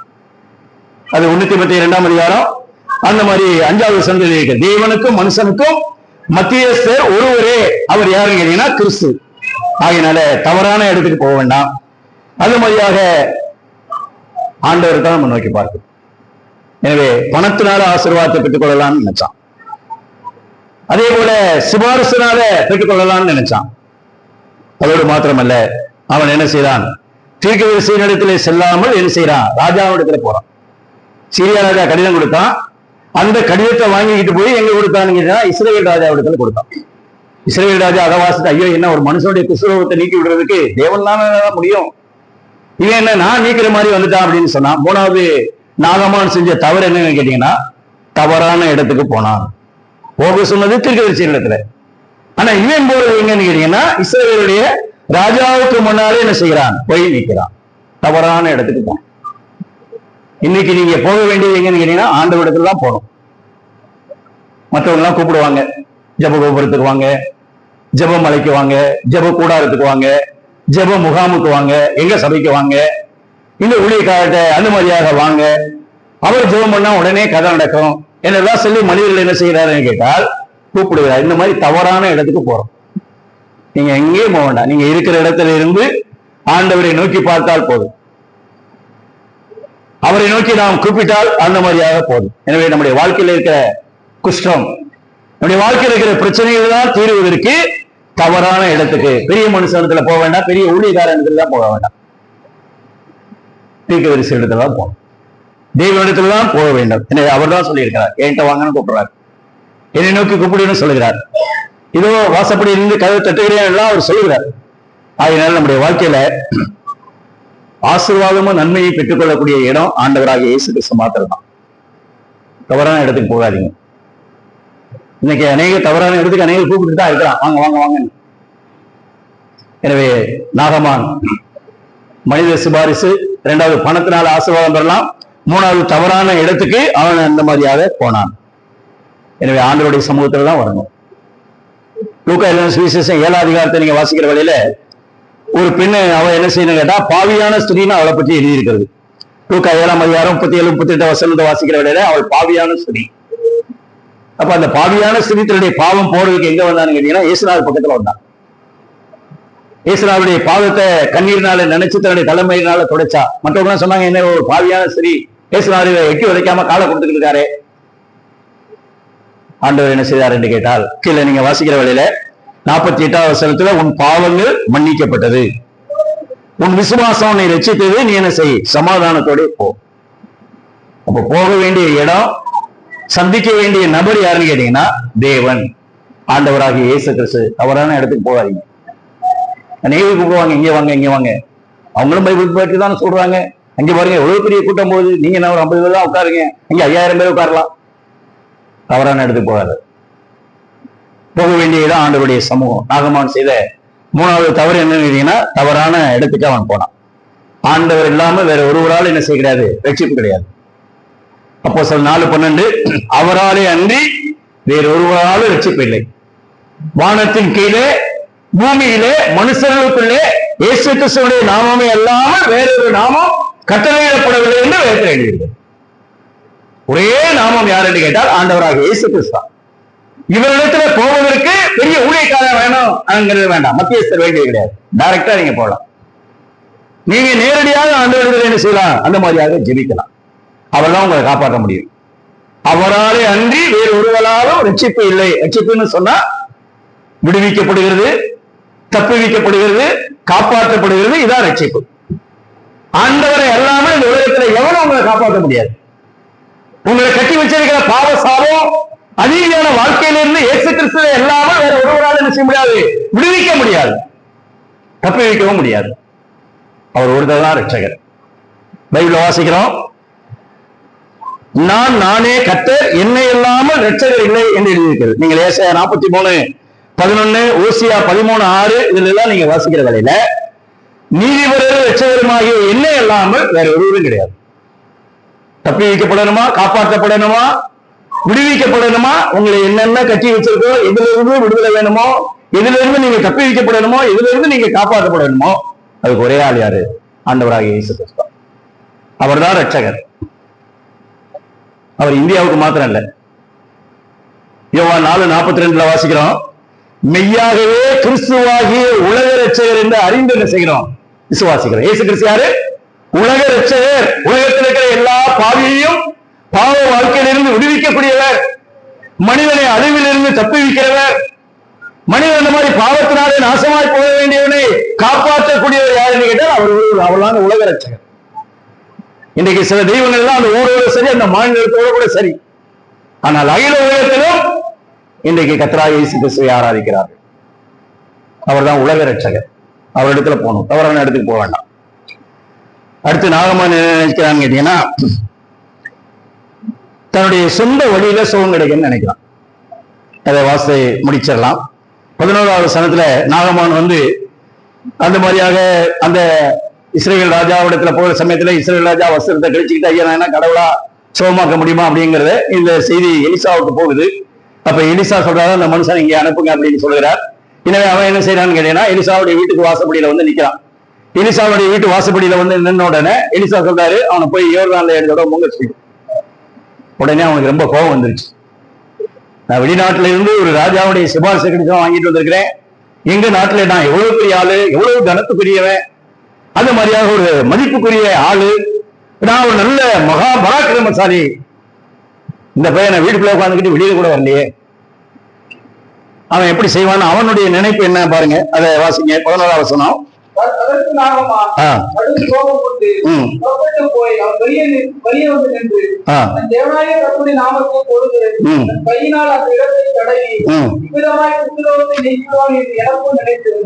பாருங்க, தேவனுடைய வழி என்னன்னு கேட்டீங்கன்னா 10வது வசனம். யோர்தான்ல போய் என்ன செய்ய, 7 தடவை முழுகு. இது தேவனுடைய வழி. ஆனா நாகமானுடைய வழி என்ன, நாகமானுடைய நினைப்பு என்ன? இன்னைக்கு நம்ம நினைக்கிறதா அப்படிதான் நினைக்கிறோம். நம்ம நினைக்கிற மாதிரி, நம்ம விரும்புற மாதிரி என்ன செய்யணும், காரியம் நினைக்கணும். இவன் என்ன நினைச்சான், எலிசா அப்படி வெளியில வருவாரு, வந்தவுடனே என்ன செய்வாரு, அப்படியே ஒரு உருக்கமான ஜெபம் பண்ணுவார். ஆண்டவரே, இந்த நாகமானுடைய இந்த குஷ்ட வியாதியிலிருந்து அவனுக்கு சுகந்தாரும், அவனை விடுவியும் அப்படி எல்லாம் சொல்லி ஜெபம் பண்ணுவாரு. அடுத்து என்ன, தன்னுடைய கையினால என்ன செய்வாரு, அப்படியே என் தலையில இருந்து அப்படியே கால் வரைக்கும் நல்லா தடவுவாரு. அப்ப எனக்கு என்ன செய்யும், சுகம் கிடைக்கும் அப்படிங்கிறது அவனுடைய எண்ணம். அது அவனுடைய வழி, அது அவனுடைய நினைவு. ஆனா தேவனுடைய வழி, தேவனுடைய நினைவு என்னன்னு கேட்டா, நீ யோர்தான்ல போய் எழுதணும் மூழ்கணும். அப்ப மனிதனுடைய வழிக்கும் தெய்வத்துடைய வழிக்கும் மிகப்பெரிய வித்தியாசம் இருக்கிறது. அப்ப நீங்க ஒரு நாளும் உங்க சொந்த வழியில நீங்க நினைக்கிற மாதிரி நடக்கணும்னு நினைக்காதீங்க. ஆண்டவர் நினைக்கிற மாதிரி காரியங்கள் செய்யணும். இன்னைக்கு அநேகர் நினைக்கிறேன் என்ன, ஆண்டவர்கிட்ட போய் ஜெபம் பண்றதில்ல, பெரிய ஊழியக்காரர் தலையில கை வச்சானா ஆசீர்வாதம். அதனால சிலர் என்ன செய்ய, ஞானசானம் எடுத்த உடனே, கல்யாணம் நடந்த உடனே, அந்த மாதிரி சிலர் வயசுல பெரியவங்க அல்லது ஊழியக்காரரு இவங்கெல்லாம் என்ன செய்யறது, தலையில கை வச்சு கத்தாவே குடும்பத்தை ஆசீர்வதியும் அப்படி எல்லாம் சொல்லி தலையில கை வைக்கிறாங்க. இன்னும் சிலர் என்ன செய்யறாங்க, நெத்தியில சிலுவை அடையாளம் போட்டு அதுக்கு ஒரு ஜெபம். இன்னும் சிலர் என்ன செய்யறாங்க, வியாதின்னு போனா அந்த மாதிரியாக ஜெபம் என்ன, அல்லது அவன் தீர்க்க கொடுக்குற மாதிரி இவர்கள் ஜெபம் என்ன, இந்த ஜெபத்தை தண்ணீர் இதெல்லாம் அந்த மாதிரியாக கொடுக்குறாரு. இதெல்லாம் வேணும்னு இவங்க எதிர்பார்க்கிறாங்க. பைபிள் அதெல்லாம் கிடையாது. ஆண்டவர் யாருக்கு என்ன மந்திரிச்சு கொடுத்தாரா, இல்ல இவன் தலையில கை வச்சாரா? மரண அவஸ்தையில் இருக்கிற அந்த பிள்ளைகளை உன்னுடைய குமாரன் பிடித்திருக்கிறான், நீ போகலான்னு சொன்னார். இயேசு சொன்ன வார்த்தையை நம்பி அவன் போனான். 4வது அதிகாரத்துல. மத்திய 8வது அதிகாரத்துல ஆண்டவரே நீ ஒரு வார்த்தை மாத்திரம் சொல்லும், என் வேலைக்காரன் பேர் இது, என் பேரை சொல்லி ஒரு ஜெபம் பண்ணுங்க. இல்ல அவன் அந்த மாதிரி மரண அவஸ்தையில் இருக்கான், கொண்டு போய் பூசறதுக்கு என்ன செய்யுங்க, கொஞ்சம் தண்ணி மந்திரிச்சு கொடுங்க, கொஞ்சம் ஜெபம் என்ன கொடுங்க. கேட்கல. ஆண்டவருடைய வார்த்தையே வல்லமை இருக்கிறது அவன் நம்பினான்.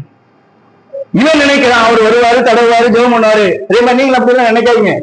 ஊழியக்காரியன் தலையில கை வைக்கிறேன், ஊழியக்காரியம் வீட்டுக்கு வரணும், அந்த மாதிரி 50 வருஷத்துக்கு விசுவாசி இவன் வந்தாத்தான் ஆசீர்வாதம் நினைக்காதீங்க. ஆண்டவர் வராம எவன் வந்தாலும் எத்தனை 1000 பேர் தலையில கை வச்சாலும் ஆசீர்வாதம் வராது. ஆண்டவர் தான் வேணும். அதனால புரிஞ்சுக்கங்க. இவன் அப்படி என்ன செய்யறான், நினைச்சுக்கிட்டு இருக்கிறான். இன்னைக்கு டிவியில எல்லாம் பார்க்கிற வேலையில அப்படியே உங்களுடைய நிலைமையை சொல்லி நீங்க போய் சொல்ற சமயத்துல உங்களுக்கு முன்னால அவர் என்ன செய்வார், ரொம்ப அப்படியே அழுகுற மாதிரி அழுகுவாரு, ரொம்ப அப்படியே உருகி எல்லாம் ஜெபம் பண்ணுவாரு. நீங்க போன பிறகு அவர் வீட்டுல போய் உங்களுக்கு அந்த மாதிரி ஜெபம் பண்ணுவாரா? வீட்டுக்குள்ள அவருடைய வீட்டுக்கு போன பிறகு உங்களுடைய பிரச்சனைக்காக அழுது அந்த மாதிரி ரொம்ப உருக்கமா ஜெபம் பண்ணுவாரான்னு கேட்டா ஒரு நாளும் பண்ண மாட்டார். டிவியில அது உங்களுக்கு முன்னால என்னது, நடிப்பு. அந்த மாதிரியாக வேஷம், அந்த மாதிரியாக மாய்மாலம், பார்வைக்காக என்ன செய்வாங்க, நீண்ட ஜெபம் பண்ணுவாங்க. அதனால உங்க சொந்த வழியில நடக்கணும்னு நினைக்காது. ஒரு இடத்துல ஒரு ஊழியக்காரன் தேவ சமூகத்துல நான் சொல்றேன், ஒரு ஊழியக்காரருடைய பையன் தவறான உபதேசத்துக்கு போய் அப்பாவுக்கு விரோதமாக ஒரு சபையை ஆரம்பித்தான். அப்ப ஒரு ஊழியக்காரன் அந்த ஏரியாவில போயில நானும் அவரும் போனோம். அப்ப போய் அவரு என்ன செஞ்சாருன்னு கேட்டீங்கன்னா, அவருக்காக ரொம்ப ஒழுக்கமா ஜெபம் பண்ணாரு. ஜெபம் பண்ணிட்டு வெளியில வரையில அவர் என்கிட்ட சொல்றாரு, அவர் பார்க்கணுங்கிறதுக்காக என்ன செய்யறேன், கண்ணீர் சிந்தனை பிரதர்ன்னு சொல்றாரு. பாருங்க, அவர் ரியலா ஜெபம் பண்ணல. அந்த மாதிரி அநேகர் என்ன செய்வார்கள், அது மாதிரி பார்வைக்காக காரியங்கள் செய்வார். அதனால மனித ஒளிக்கும் தெய்வ ஒளிக்கும் பெரிய வித்தியாசம் இருக்குங்க. 10வது வசனம் தெய்வத்துடைய வழி, 11வது வசனம் அந்த நாகமானுடைய வழி. ஆகையினால நீங்க ஏசாயா 55வது அதிகாரம் 8, 9 நீங்க வாசிக்கிற வேலையில வானத்துக்கு பூமி எவ்வளவு உயரமா இருக்கிறதோ அவ்வளவு உயரமா இருக்கிறது என்னது, தேவனுடைய வழியும் மனுஷனுடைய வழியும் அங்கே இருக்கிறது என்று நான் வேதத்திலே வாசிக்கிறேன். அதனால தேவனுடைய ஆலோசனை தாங்க ரொம்ப அருமையானது. 2 வசனம் வாசிக்கலாம். ஏசாயா 55வது அதிகாரம் 8, 9 வாசிங்க.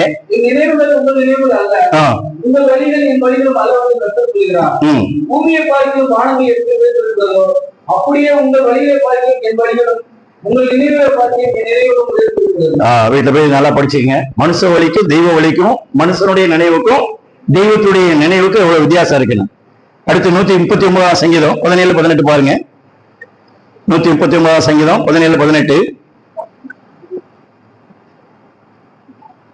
139ஆவது சங்கீதம் 17ஆவது வசனமும் 18ஆவது வசனமும்.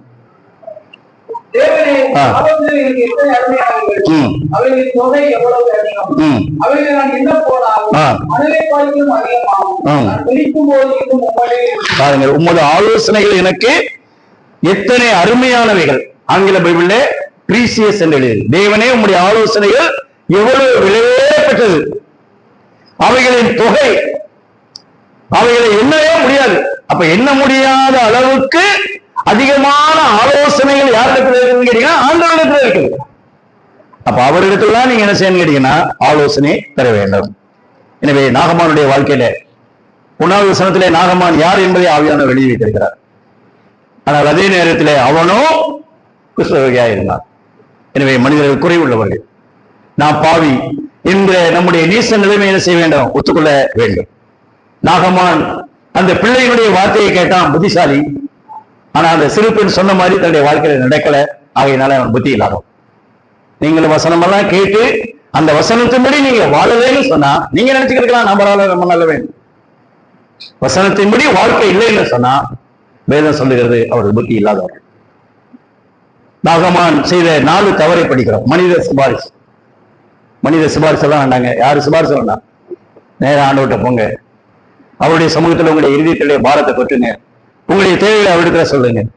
அதே போல காணிக்கையினால பணத்தினால ஆசீர்வாதத்தை வாங்கலாம்னு நினைக்காதீங்க. ஆண்டவர் பைசா வாங்கிக்கிட்டு ஆசீர்வதிக்கிறவர்கள். பணம் இல்லையா, விலை கொடுக்க வேண்டாம், நீங்கள் இடத்துல அந்த மாதிரியாக வாருங்கள் என்று சொல்கிறார். அதே போல தவறான இடத்துக்கு போகாதீங்க. தீர்க்கதரிசி இடத்துல போக வேண்டியது ராஜாவிடத்துல அவன் போகிறான். அதனாலே தவறான இடத்துக்கு போகாதீங்க. ஆண்டவரிடத்துல தான் நம்ம என்ன செய்யணும்? அவர்கள் இடத்துல நாம் அந்த மாதிரியாக போக வேண்டும். அதே மாதிரி நீங்க நினைக்கிற மாதிரி காரியம் நடக்குன்னு நினைக்காது. ஆண்டவர் நினைக்கிற மாதிரி, ஆண்டவரே என்னுடைய சித்தம் அல்ல, என்னுடைய விருப்பம் அல்ல, உம்முடைய சித்தம், உம்முடைய விருப்பம், உம்முடைய தீர்மானம் என்னுடைய வாழ்க்கையில நிறைவேறட்டும் என்று நம்முடைய வாழ்க்கையை ஒப்புக் கொடுப்போம். மீதமுள்ளதை அடுத்த செக்ஷன்ல நம்ம படிக்கலாம். ஆகையினாலே நாகமானை பற்றி ஆவியானவர் எழுதி வைத்திருக்கிற இந்த ஆவிக்குரிய குறிப்புகளை நம்முடைய வாழ்க்கையை சம்பந்தப்படுத்தி பார்த்து வருங்காலத்திலே நாம் ஆண்டவருக்காக ஜீவித்து அவருடைய நாமத்தை பயமைப்படுத்துவோம்.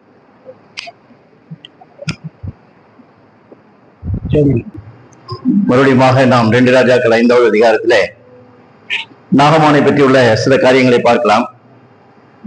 பொதுவாக நம்முடைய வாழ்க்கையில உலக பிரகாரமான மனிதர்களைப் போல நம்முடைய வாழ்க்கையில ஏதாவது பெரிய காரியங்களை செய்ய வேண்டும் என்று சொல்லி தேவன் எதிர்பார்க்கவில்லை. ஆண்டவருடைய காரியங்கள் எல்லாம் மிகவும் இலகுவானது, எளிமையானது, நாம் எல்லாரும் செய்யக்கூடிய ஒரு காரியம்தான். நாம் வேதத்திலே வாசிக்கிற வேளையில அந்த ஏசாயா 45ஆம் அதிகாரம் 22ஆம் வசனத்துல பூமியின் எல்லையெங்கும் உள்ளவர்களே என்னை நோக்கி பாருங்கள், அப்பொழுது ரட்சிக்கப்படுவீர்கள் என்று தேவனுடைய வசனத்திலே படிக்கும். என்னை நோக்கி கூப்பிடுங்கள், என்னிடத்தில் வாருங்கள், என்னை நோக்கி பாருங்கள் என்று நான் வேதத்திலே வாசிக்கிறோம். பூமியின் எல்லையெங்கும் உள்ளவர்களே என்று வாசிக்கிறோம். உலகத்துல ஒரு பகுதியில மாத்திரமல்ல, உலகம் முழுவதிலும் இருக்கிற எல்லா மனிதர்களும் உலக தெய்வம், உயிர் கொடுத்த தெய்வம், உயிரோடு இருக்கிற தெய்வம், உண்மையுள்ள தெய்வம் பைபிள் சொல்லுகிற தேவன் தான். எனவே யார் யார் அவரை நோக்கி பார்க்கிறார்களோ அவர் எல்லாரும் ரட்சிக்கப்படுவார்கள். ரட்சிக்கப்படுவார்கள் என்று சொல்லுகிற வேளையில நம்முடைய பாவத்திலிருந்து விடுவிக்கப்படுகிறது மாத்திரமல்ல, நம்முடைய பிரச்சனைகள், நம்முடைய நெருக்கங்கள், நம்முடைய இக்கட்டு, இப்படிப்பட்ட எல்லா காரியத்திலிருந்து நம்மை விடுவிக்கக்கூடிய, நம்மை பாதுகாக்கக்கூடிய, நம்மை தப்புவிக்கக்கூடிய அந்த தெய்வம் அவர்தான். அவரை இல்லாமல் நாம் பாதுகாக்கப்பட முடியாது. அவரை இல்லாமல் இன்னொரு காரியத்திலிருந்து நாம் விடுவிக்கப்பட முடியாது. அவரை இல்லாமல் இன்னொரு காரியத்திலிருந்து நாம் தப்பி வைக்கப்பட முடியாது. அதனால ரட்சிப்பு என்ற வார்த்தை எல்லாரும் நல்லா ஞாபகம் வச்சுக்கணும். ஆண்டவர் விடுவிக்கிறவர், தப்பி வைக்கிறவர், நம்மை காப்பாற்றுகிறவர். எனவே அந்த ரட்சிப்பு என்கிற வார்த்தை பல நிலைமையிலே பைபிளில் சொல்லப்பட்டிருக்கிறது. அதனால பூமியின் எல்லையெங்கும் உள்ளவர்களே என்னை நோக்கி பாருங்கள் என்று வாசிக்கிறோம். வேற எதுவும் செய்ய வேண்டாம். அவரை நோக்கி பார்க்கிற வேலையில நாம் என்ன செய்யப்படுவோம் என்று கேட்டால் அந்த மாதிரியாக பாதுகாக்கப்படுவோம் என்று தேவனுடைய வசனத்திலே படிக்கிறோம். அவரை நோக்கி பார்க்கிறது என்று சொன்னால் எப்படி நோக்கி பார்க்கணும் என்று நீங்கள் பைபிளை படிக்கிற வேளையில, நீங்கள் என்னாகம புத்தகம் 21வது அதிகாரத்தை வாசிக்கிற வேளையில இஸ்ரவேல் மக்களுடைய அந்த வனாந்திர பிரயாணத்திலே அவர்கள் தேவனுக்கு விரோதமாக முறுமுறுத்தார்கள். அப்பொழுது தேவன் அவர்களுக்குள்ளே கொள்ளிவாய் சர்ப்பங்களை அனுப்பினார் என்று நாம் தேவனுடைய வசனத்திலே வாசிக்கிறோம். அப்பொழுது ஜனங்கள் எல்லாரும் என்ன சொல்கிறார்கள் என்று கேட்டால், அந்த என்னாகம 21ஆம் அதிகார 7வது வசனத்திலே அவர்கள் சொல்கிறார்கள், சர்ப்பங்கள் எங்களை விட்டு நீங்கும்படி ஜெபம் பண்ண வேண்டும் என்று சொல்லி மோசேயிடத்திலே கேட்கிறார். சர்ப்பங்கள் எங்களை விட்டு நீங்க வேண்டும் அப்படின்னு அவர்களுடைய அது மனுஷீக வழி. ஆனால் தேவனுடைய வழி என்னன்னு கேட்டீங்கன்னா, அடுத்து கீழே நீங்க வாசிக்கிற வழியில ஆண்டவர் அந்த ஒரு வெண்கல சர்ப்பத்தை உண்டு பண்ணி அதை எல்லாரும் பார்க்கக்கூடிய நிலைமையில அதை உயர்த்தி வைக்க வேண்டும். அப்ப பாம்பினாலே கடிபட்டவர்கள் யாரோ அவர்கள் எல்லாரும் அந்த வெண்கல சர்ப்பத்தை நோக்கி பார்க்கிற வேளையில அவன் பிழைப்பான் என்று அங்கே எழுதியிருக்கிறது. அந்த வசனத்திலே நாம் அதை வாசிக்கிறோம். என்னாம 21வது அதிகாரத்திலே வாசிக்கிறோம். நீங்கள் யோவான் 3ஆம் அதிகாரத்திலே வாசிக்கிற வேளையில இது எழுதப்பட்டிருக்கிறது. அப்ப நோக்கி பார்க்கிறது என்று சொல்லுகிற வேளையில சிலர் என்ன செய்வார்கள் என்று சொன்னா, எந்தெந்த வெண்கல சர்ப்பத்தை நோக்கி பார்த்தா என்ன படைச்சிடலாமா? விஷம் இறங்கிடுமா? இப்படி எல்லாம் சொல்லி ரொம்ப கேலியாக அல்லது பரியாசமாக தேவனுடைய வார்த்தையை நம்பாதவன் எல்லாரும் என்ன செஞ்சிருப்பான்? செத்து போயிருப்பான். ஆனா சிலர் என்ன செய்வாங்கன்னா, ஐயோ ஆண்டவரே, விஷம் ஏறி தலைக்கு விஷம் ஏறிடுச்சு, இன்னும் கொஞ்ச நேரத்துல நான் சாக போறேன், ஆண்டவரே நீதான் என்னை காப்பாற்ற முடியும், உம்முடைய வார்த்தை சொல்லி இருக்கிறது, நோக்கி பார்க்க வேண்டும் என்று சொல்லி யார் உண்மையாய் நோக்கி பார்க்கிறார்களோ அவர்கள் தான் காப்பாற்றப்பட்டிருப்பார்கள். ஆண்டவரை நோக்கி பார்க்கிறது என்று சொல்வது அசட்டுத்தனமா நோக்கி பார்க்க கூடாது. ஏன் ஆண்டவரே என்றல்ல, ஒரு உண்மையான வேதனையோடு உண்மையான மனசாபத்தோடு கூட தெய்வம் இல்லாமல் எனக்கு வேற நிவாரணம் இல்லை என்று என்னங்கிற நிலைமையிலே நாம் நோக்கி பார்க்க வேண்டும். அவர்கள் என்ன கேட்டாங்க? நாம 21:7 சர்ப்பங்கள் எங்களை விட்டு நீங்கும்படி. நம்ம நினைக்கிற மாதிரி ஆண்டவர் செய்ய மாட்டார்.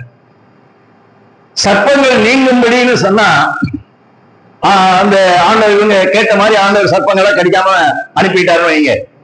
உடனே அவன் எல்லாரும் என்ன சொல்லுவான்? பாம்பு கடிக்கிற வரைக்கும் கடிச்சிச்சு, போக வேண்டிய நேரம் வந்துச்சு, போயிடுச்சுங்கன்னு சொல்லுவான். அதனால மனுஷன் எதிர்பார்க்கிற மாதிரி ஆண்டவர் செய்ய மாட்டார். அதே மாதிரி பாம்பு கடிப்பட்ட ஆளுக்கு இப்ப அலேலியா சோதரன் சொல்ற ஒரு 10 தடவை ஒரு ஜெபம் பண்ண அப்படின்னு சொன்னா பார்க்க முடியாது. கிராமத்துல பாம்பு கடிச்சவங்க பார்த்திருப்பீங்க.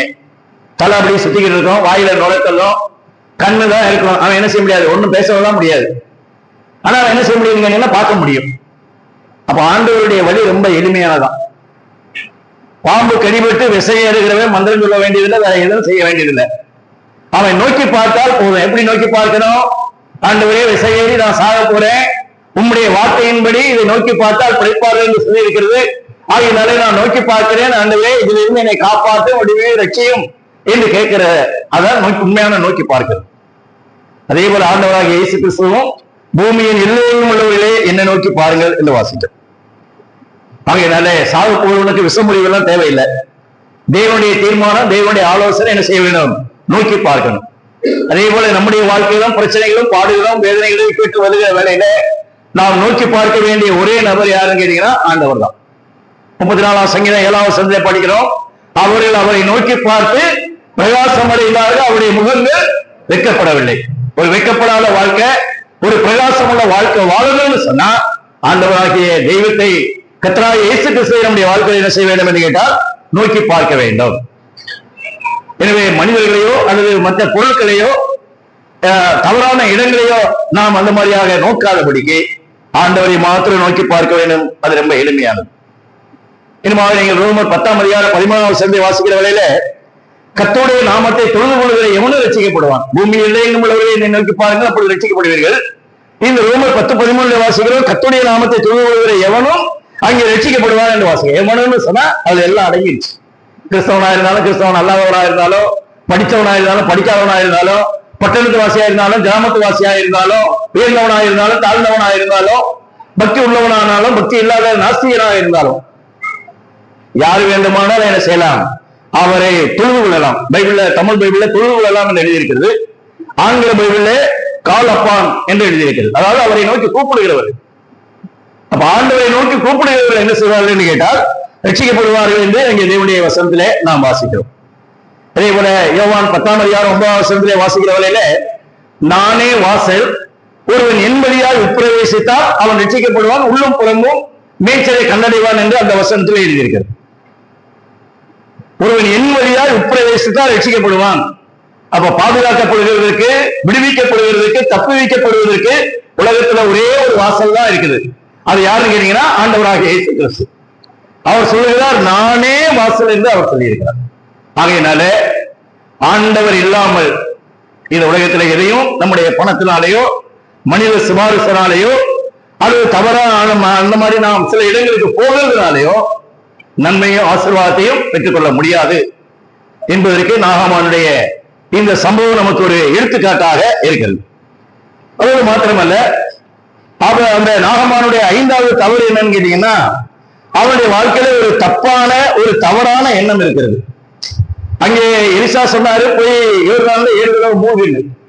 ஆனா அவன் என்ன சொல்லுகிறான் என்பதை நீங்கள் கீழே வாசிக்கிற வேளையில அவன் என்ன சொல்கிறான் கேட்டா 12வது வசனத்துல சொல்கிறான், நான் ஸ்நானம் பண்ணி சுத்தமாவதற்கு இஸ்ரவேலில் இருக்கிற தண்ணீர் எல்லாவற்றையும் பார்க்கலும் இங்க தமஸ்குல இருக்கிற அந்த ஆப்னா பர்னபார் இவைகள் எல்லாம் நல்லதல்லவோ என்று சொல்லுங்க.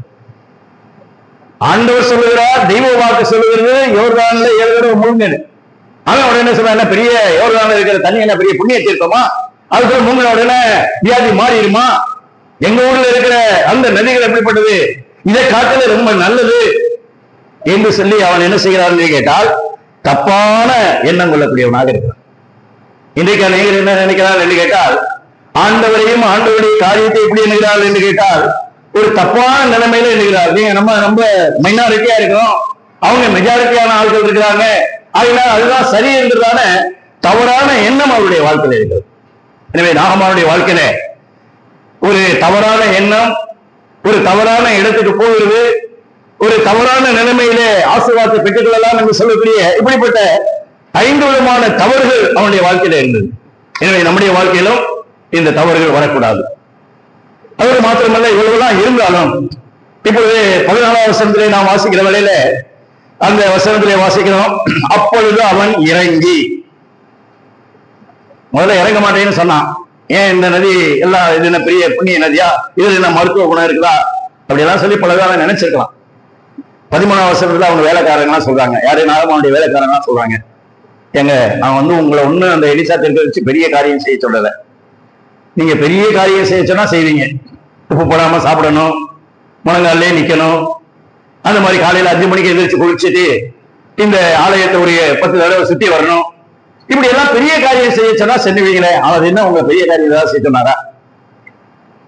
எதையும் அவர் கேட்கல, வேற எதையும் அந்த மாதிரி செய்ய முடியாது சொல்ல, தண்ணிக்குள்ள முங்கி எந்திரிக்கலாம் சொல்றாரு.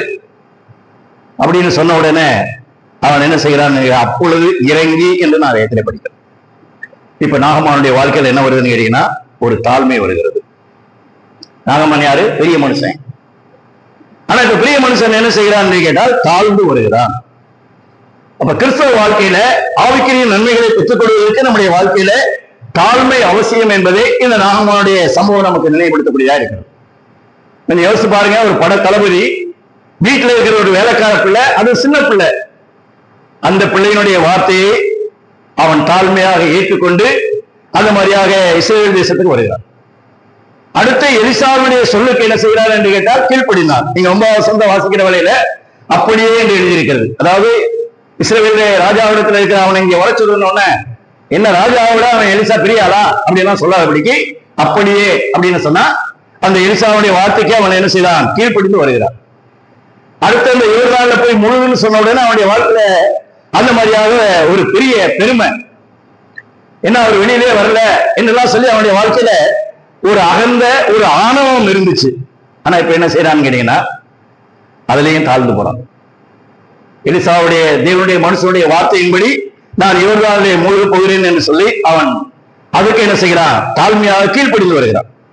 அடுத்து நாகமானுடைய வேலைக்காரெல்லாம் சொல்றாங்க 13ஆம் வசனத்துல, ஏங்க அவரு லேசான காரியம் தான் சொன்னேன், உட்காரா, நீ என்ன விட பெரிய ஆளா, உனக்கு என்ன தெரியும் அப்படியெல்லாம் சொல்லி சொல்லாதபடிக்கு இப்படி எல்லாருடைய அந்த வார்த்தைகளை என்ன செய்தான்னு கேட்டீங்கன்னா அவன் கீழ்ப்படிந்தான். அந்த வார்த்தைகளை அவன் என்ன செய்தான்னு கேட்டால் ஏற்றுக்கொண்டான். அதான் ஆவியானவர் எழுதி வைத்திருக்கிறார், அப்பொழுது அவன் இறங்கி. பெரிய ஆள் தான், கனத்துக்குரியவன் தான், ஆனா நீ இறங்கணும். மேல உட்கார்ந்துகிட்டே நீ அந்த மாதிரியாக சாமாத்திய வீரவசனம் பேசினா வாழ்க்கையில தெய்வத்துடைய ஆசீர்வாதம் கிடைக்காது. நம்முடைய மேன்மையான நிலைமையை விட்டு என்ன செய்யணும், கீழே இறங்கணும், அந்த மாதிரியாக தாழ்மையா வரணும். உயர்வுக்கு வழி என்னன்னு கேட்டீங்கன்னா தாழ்மை தான். பைபிள் எழுதியிருக்கிறது யாக்கோபு 4:6 அவர் அதிகமான கிருபையை அருள்கிறாரே, பெருமை உள்ளவர்களுக்கு தேவன் எதிர்த்து நிற்கிறார், தாழ்மை உள்ளவர்களுக்கு என்ன செய்கிறார், கிருபை அளிக்கிறார் என்று வேதத்தில் எழுதியிருக்கிறார். அப்ப வாழ்க்கையில உயரணும்னு சொன்னா உங்களுடைய வாழ்க்கையில தாழ்மை வேணும். வேத புத்தகத்திலே தாழ்மைக்கு எடுத்துக்காட்டு கர்த்தராகிய இயேசு கிறிஸ்து. தன்னை உயர்த்துகிறவன் தாழ்த்தப்படுவான், தன்னை தாழ்த்துகிறவன் உயர்த்தப்படுவான் என்றெல்லாம் சொல்லி தேவனுடைய வசனத்திலே எழுதியிருக்கிறது. எனவே நாகமான் யார் என்று கேட்டால் ஒரு தாழ்மையுள்ள மனிதனாக இப்பொழுது மாறுகிறார். அவன் தன்னுடைய வாழ்க்கையை தாழ்த்தினான். அப்ப நீங்களும் உயரணும்னு சொன்னா ஆண்டவருடைய பாதத்திலே ஆண்டவருடைய சமூகத்திலே தாழ்த்தணும்.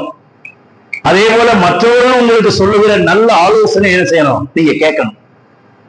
உங்க அம்மா நல்ல ஆலோசனை சொன்னா, அம்மா நீ படிக்கவே இல்லை, உனக்கு அறிவே கிடையாது, நீ சொல்ல மாதிரிலாம் நடக்க முடியாது, நான் என்ன படிச்சிருக்கேன் தெரியுமா, என்றெல்லாம் சொல்லி மற்றவர்கள் சொல்லக்கூடிய நியாயமான காரியத்தை ஏற்றுக்கொள்ள வேண்டும். எனக்கு எல்லாம் தெரியும், எவனும் சொல்ல வேண்டிய அவசியம் கிடையாது அப்படிங்கிற ஆணவம், அகந்த மனமேட்டுமை இல்லாதபடிக்கு வேத சத்தியத்தின்படி தேவனுடைய பிள்ளைகள் பெரியோர்கள் சொல்லக்கூடியதான அந்த வார்த்தைகளை மதிக்க வேண்டும்.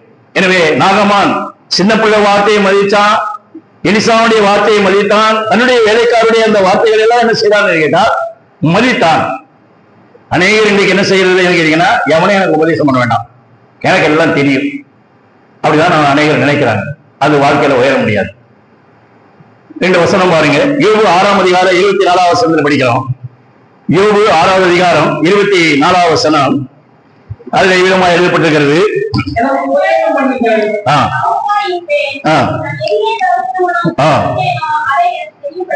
எனக்கு உபதேசம் பண்ணுங்க பிரதர், நான் எதுல தவறி இருக்கிறேன், என்னுடைய தவறை என்ன செய்யுங்க, எனக்கு உபதேசம் பண்ணுங்க, என் தவறை எனக்கு என்ன செய்யுங்க, உணர்த்துங்க. நான் எதிலே தவறினேனோ அதை எனக்கு தெரியப்படுத்துங்க. பிரதர் சிஸ்டர், நீங்க செய்யறது தவறு, இப்படி செய்யாதீங்க. உனக்கு என்ன பெரிய விஷயமா, உலகத்துல அப்படி எல்லாம் இருக்கதான் செய்யும், ஏன் தவறு செய்யாதான் இருக்கிறான், நான் கொஞ்சம் தவறு தான் பெரிய தவறா, அப்படி எல்லாம் சொல்லி என்ன செய்யக்கூடாது, சப்போர்ட் கட்டக்கூடாது. நான் எதிலே தவறினேனோ அதை எனக்கு என்ன செய்யுங்க, தெரியப்படுத்துங்க, எனக்கு உபதேசம் பண்ணுங்க. இல்ல எனக்கு எல்லாம் தெரியும், எனக்கு எவனும் உபதேசம் பண்ண வேண்டியதில்லை அப்படின்னு சொன்னா வாழ்க்கை வரக்கூடாது. 141ஆம் சங்கீதம் 5வது வசனம் படிங்க. 141ஆம் சங்கீதம் 5வது வசனம்.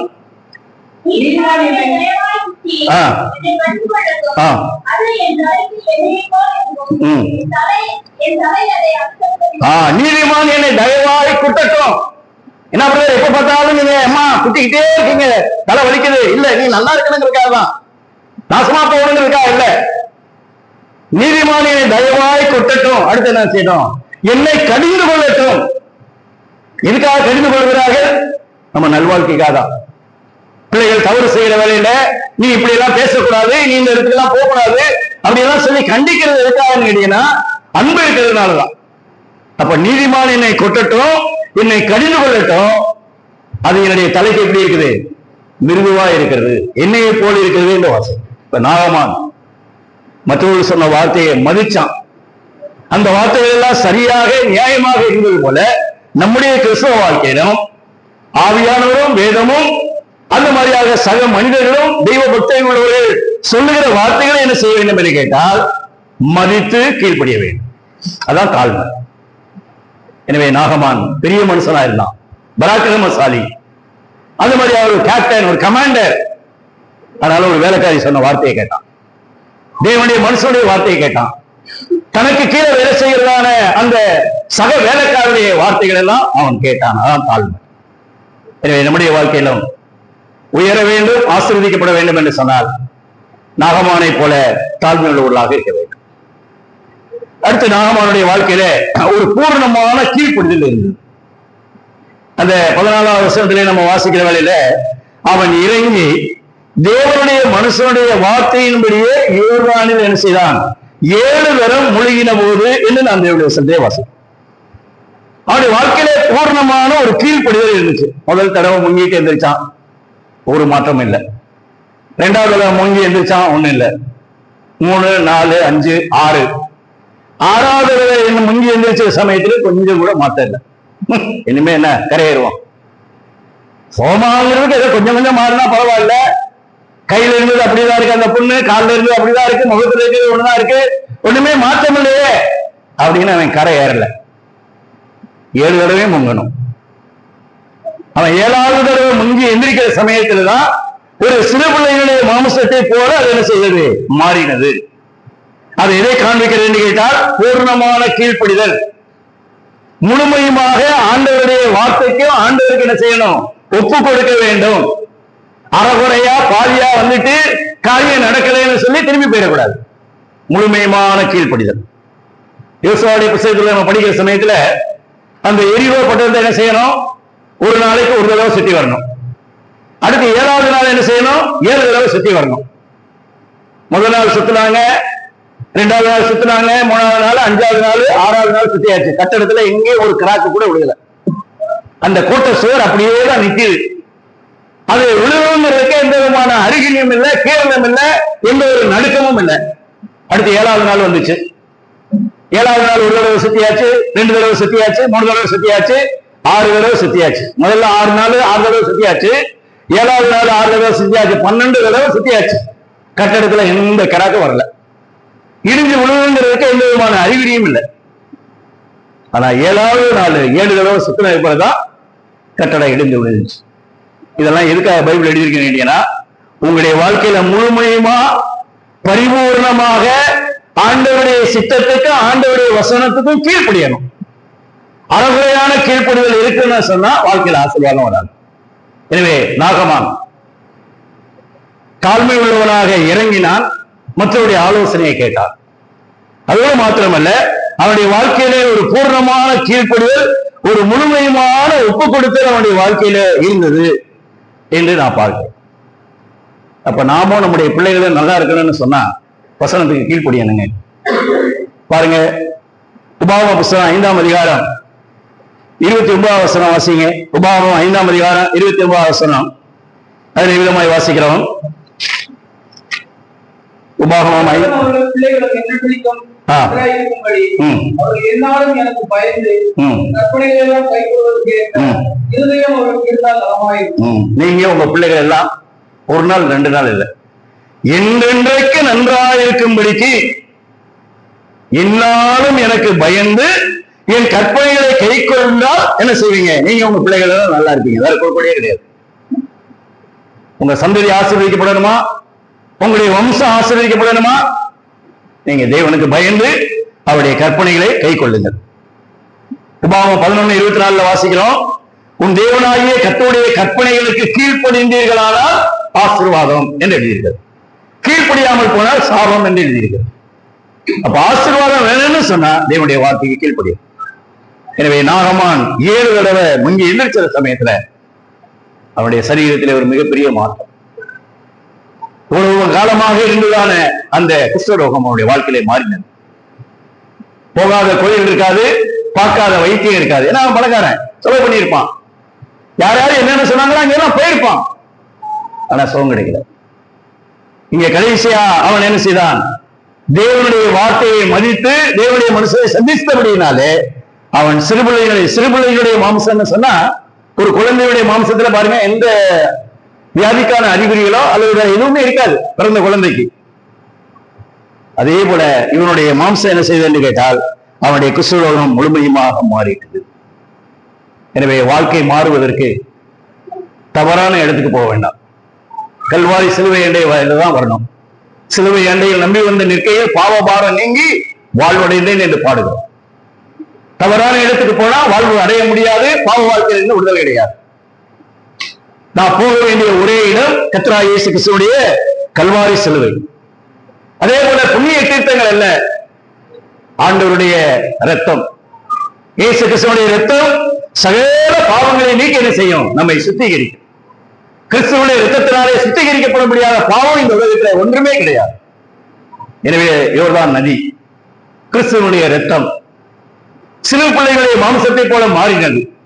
2 கொரிந்தியர் 5:17 ஒருவன் கிறிஸ்துவுக்குள் இருந்தால் புது சிருஷ்டியாக இருக்கிறான், பழையவைகள் எல்லாம் ஒழிந்து போயின என்று நாம் தேவனுடைய வசனத்திலே படிக்கிறோம். ஆகையினாலே கிறிஸ்துவுக்குள் தான் இது இருக்கிறது. எனவே இப்பொழுது நாகமான் பூர்ணமான சுகம் பெற்று விட்டான். கம்ப்ளீட் கியூர், முழுமையுமான சுகம். எங்கே கோபம் இருந்ததுக்கான அடையாளம் தழும்பு எதுவுமே அவனுடைய வாழ்க்கையில இல்லை. இப்ப அவன் சொல்லுகிற ஒரு வார்த்தை மிகவும் கவனிக்கத்தக்கது. படிங்க 15வது வசனம்.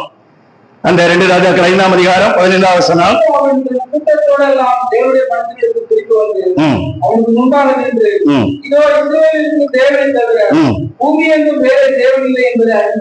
இஸ்ரவேலில் இருக்கிற தேவனை தவிர பூமியிலே வேறு தேவன் இல்லை என்பதை அறிந்தே ஏமாற்ற வரவில்லை. படைத்தலைவன் பெரிய மனுஷன், நான் அறிந்து கொண்டேன். யாரு? இஸ்ரவேலில் இருக்கிற தெய்வம் தான் தெய்வம். இந்த தெய்வத்தை தவிர பூமி எங்க வேற தெய்வமே கிடையாது. இங்கே தேவ சபைக்கு வருகிற தேவனுடைய பிள்ளைகள் நாம் ஒவ்வொருவரும் அறிந்திருக்க வேண்டியது, ஏன் ஆண்டவரை பின்பற்றுகிறோம், ஏன் இயேசு கிறிஸ்துவை சேவிக்கிறோம் என்று சொன்னார், பூமி எங்கும் ஒரே ஒரு தெய்வம் தான் தான் உண்டு. அந்த தெய்வம் யார்? ஆண்டவராகிய இயேசு கிறிஸ்து. இவரை தவிர வேற தெய்வம் இல்லை. அறிந்து கொள்ளுங்க. ஏதோ வழி இல்லாம வெயில் எடுத்து நினைக்காதீங்க. இவ்வளவு நாள் நம்ம கும்பிட்டு அந்நிய தெய்வத்தை எல்லாம் விட்டுட்டு இங்க வந்திருக்க என்று நினைக்காதீங்க. இந்த உலகத்துல ஒரே தெய்வம், உண்மையுள்ள தெய்வம், உயிர் கொடுத்த தெய்வம், உலக தெய்வம் ஆண்டவராக இயேசு கிறிஸ்து மாத்திரம். ஏமாத்திர வேலை இல்லை. நாகமானே சொல்றான், இஸ்ரவேலில் இருக்கிற தேவனை தவிர பூமியின்றி வேறே தேவன் இல்லை. எனவே நாமும் அறிந்திருக்கணும். பிள்ளைகளும் நீங்க அறிந்திருக்கணும். இதை எங்க அம்மா அப்பா கட்டாயப்படுத்துறாங்க பைபிள் தூக்கிட்டு போறேன்னு நினைக்காத. இவர்தான் தெய்வம், இவர்தான் ஆராதனைக்குரியவர், இவர்தான் உண்மையுள்ளவர், இவர்தான் உயிர் கொடுத்து இன்றைக்கு உயிரோடு இருக்கிறவர். எனவே நாகமான் அறிக்கை செய்கிறார், இஸ்ரவேலில் இருக்கிற தேவனை தவிர வேற தேவன் இல்லை. ஆண்டவரை அறிகிற அறிவு ரொம்ப முக்கியம். குருட்டு பக்தி இல்லை. ஆண்டவரை அறிஞ்ச பக்தி தான் அசைக்க முடியாத பக்தி. எனவே நம்முடைய வாழ்க்கையில ஆண்டவரை அறிய வேண்டும். ஆண்டவரை அறிந்து அவரை என்ன செய்ய வேண்டும்? அந்த மாதிரியாக சேவிக்க வேண்டும். அடுத்து இந்த சம்பவத்தை நீங்க பார்க்கிற சமயத்துல ஆண்டவரை அறிந்த மனிதர்கள் ஒரு நாளும் மனிதர்களை மகிமைப்படுத்த மாட்டார்கள். நல்லா கவனிச்சுக்கங்க. ஆண்டவரை அறிந்த மனிதர்கள் மனிதர்களை மகிமைப்படுத்த மாட்டார்கள், மனிதர்களை புகழ மாட்டார்கள். இப்ப இவன் சொல்றா எப்படி சொல்லியிருக்கணும்? ஐயோ, எங்க வீட்டுல இருந்த அந்த வேலைக்காரியை ரொம்ப புண்ணிய வரீங்க, அவ சின்ன பிள்ளையா இருந்தாலும் எனக்கு ஒரு நல்ல ஆலோசனை சொன்னான். அதே போல எலிசாவை பார்த்து, ஐயோ நீங்க உங்களை மாதிரி தேவனுடைய மனுஷன் வேற யாருமே இல்லைங்க, நீங்க தாங்க எனக்கு ஒரு நல்ல வழிகாட்டுனீங்க. அடுத்து இந்த யோர்தான், ஐயோ இது ஒரு புண்ணிய நதிங்க, இந்த தண்ணிக்குள்ள மூங்கினா அந்த மாதிரி சுகமாயிரும் அப்படின்னு சொல்லி யோர்தான புகழ்ந்து பேசல, எலிசாவை புகழ்ந்து பேசல, வீட்டுல இருக்கிற சிறுவனை புகழ்ந்து பேசல. இவங்க யாரும் வழிகாண்பித்தார்களே தவிர இவர்கள் யாரும் எனக்கு சுகம் கொடுக்கிற சுகம் கொடுக்கலாம் முடியாது. எனக்கு சுகம் கொடுத்தவர் இஸ்ரவேலில் இருக்கிற தேவன். ஆகையினாலே இன்னைக்கு ஆண்டவரை அறியாதபடியினால இவர் தான் எனக்கு ஞானசானம் கொடுத்தாரு, இவர் தான் எனக்கு கல்யாணம் பண்ணாரு, இவர் தான் எனக்கு காசு கொடுத்தாரு என்றெல்லாம் சொல்லி என்ன செய்கிறோம்? மனிதர்களே புகழும். இன்னைக்கு சில மனிதர்கள் என்ன நினைக்கிறாங்க கேட்டீங்கன்னா, நான் தன்னை புகழணும்னு நினைக்கிறாங்க. காகங்கள் தெய்வம் அல்ல. காக்கா கொண்டு வந்து கொடுத்து அப்பமா இறைச்சியும், ஆனா காக்கா தெய்வம் கிடையாது. ஆண்டவர் கட்டளை இட்டதுனாலதான் காக்கா கொண்டு வந்துச்சு தவிர அது மாதிரியாக காகங்கள் எங்கேயும் போய் அப்பமும் இறைச்சியும் சுட்டு கொண்டு வரல இந்தியாவுக்கு. ஆகையினாலே காகங்கள் தெய்வம் அல்ல. கொடுக்கிற நம்மள அது மாதிரி மற்றவர்கள் என்ன செய்யணும்? தெய்வமா கருதணும் அப்படின்னு நினைக்க கூடாது. ஆகையினாலே கர்த்தரை அறிந்தவர்கள் என்ன செய்வார்கள் கேட்டால் மனிதனை புகழ மாட்டார்கள், தேவனை மாத்திரம் என்ன செய்வார்கள்? புகழ்ந்து பேசுவார்கள். தேவனுக்கு மாத்திரம்தான் மகிமை செலுத்துவார்கள். என்னுடைய மகிமையை வேறு ஒருவருக்கு நான் கொடுக்க மாட்டேன் என்று ஆண்டவர் சொல்கிறார். அதனால ஆண்டவருக்கு தான் என்ன செய்ய வேண்டும் என்று கேட்டால் கனத்தையும் மகிமையும் செலுத்துவார். அதனால எல்லாரும் நல்லா தெரிஞ்சுக்கோங்க. வழி இல்லாம பைபிள் எடுத்துட்டு வந்துட்டோம், ஏதோ கிறிஸ்தவனா இருக்கிறதுனால கிறிஸ்தவ சபைக்கு போறோம், இல்ல எங்க அம்மா அப்பா கிறிஸ்தவனா இருக்கிறது நானும் போய் உட்கார்ந்து தொலைஞ்சிட்டு வரேன் அப்படிலாம் நினைக்காத. இஸ்ரவேலில் இருக்கிற இந்த ஆண்டவராகிய இயேசு கிறிஸ்துவை தவிர பூமி எங்கும் வேற தெய்வம் இல்லை. இல்லைன்னா நீ வந்து சொல்லு, நீங்க வந்து யாரும் சாட்சி விடுங்க, இல்லைங்க இவர் தெய்வம் கிடையாது, இவரை நம்பினால இந்த ஊர்ல தெருவில் நிக்கிறான், ஆனா வாழ்க்கை நாசமா போச்சு அப்படின்னு உலகத்துல இது வரைக்கும் எவனும் சொல்லல, சொல்லவும் முடியாது, சொல்லவும் கூடாது. இஸ்ரவேலில் இருக்கிற தேவன் கர்த்தராகிய இயேசு கிறிஸ்து ஒருவரே பூமி எங்கும் உள்ள ஒரே மெய்யான தேவன். யாரு ஏமாத்தல, நாகமான் அறிந்தது போல நீங்கள் அறிஞ்ச ஆண்டவரை பின்பற்றுங்க. அடுத்து நாகமானுடைய ஒரு நல்ல தீர்மானத்தை பற்றி நான் வாசிக்கிறோம். 17வது வசனம் பாருங்க. 2 ராஜாக்கள் 5:17.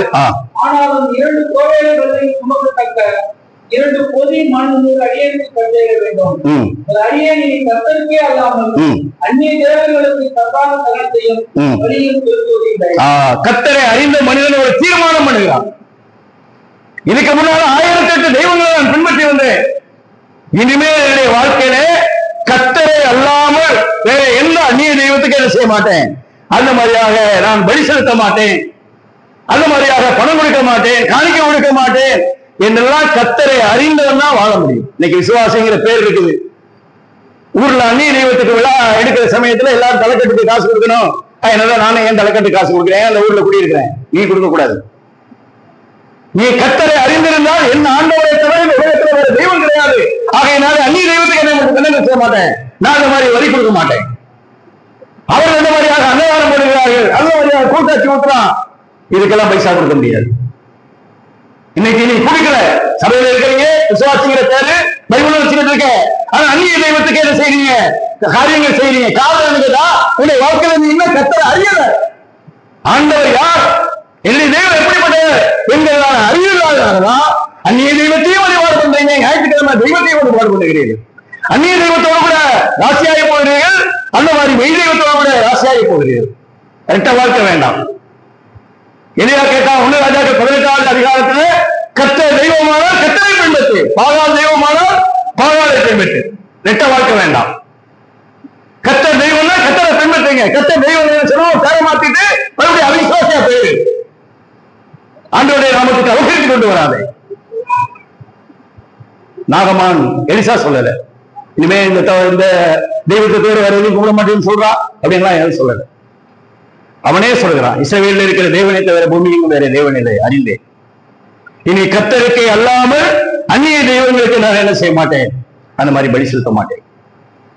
தீர்மானம் பண்ணுங்க. 8 சேருது 11 சேருதுன்னு சொல்லுவான்.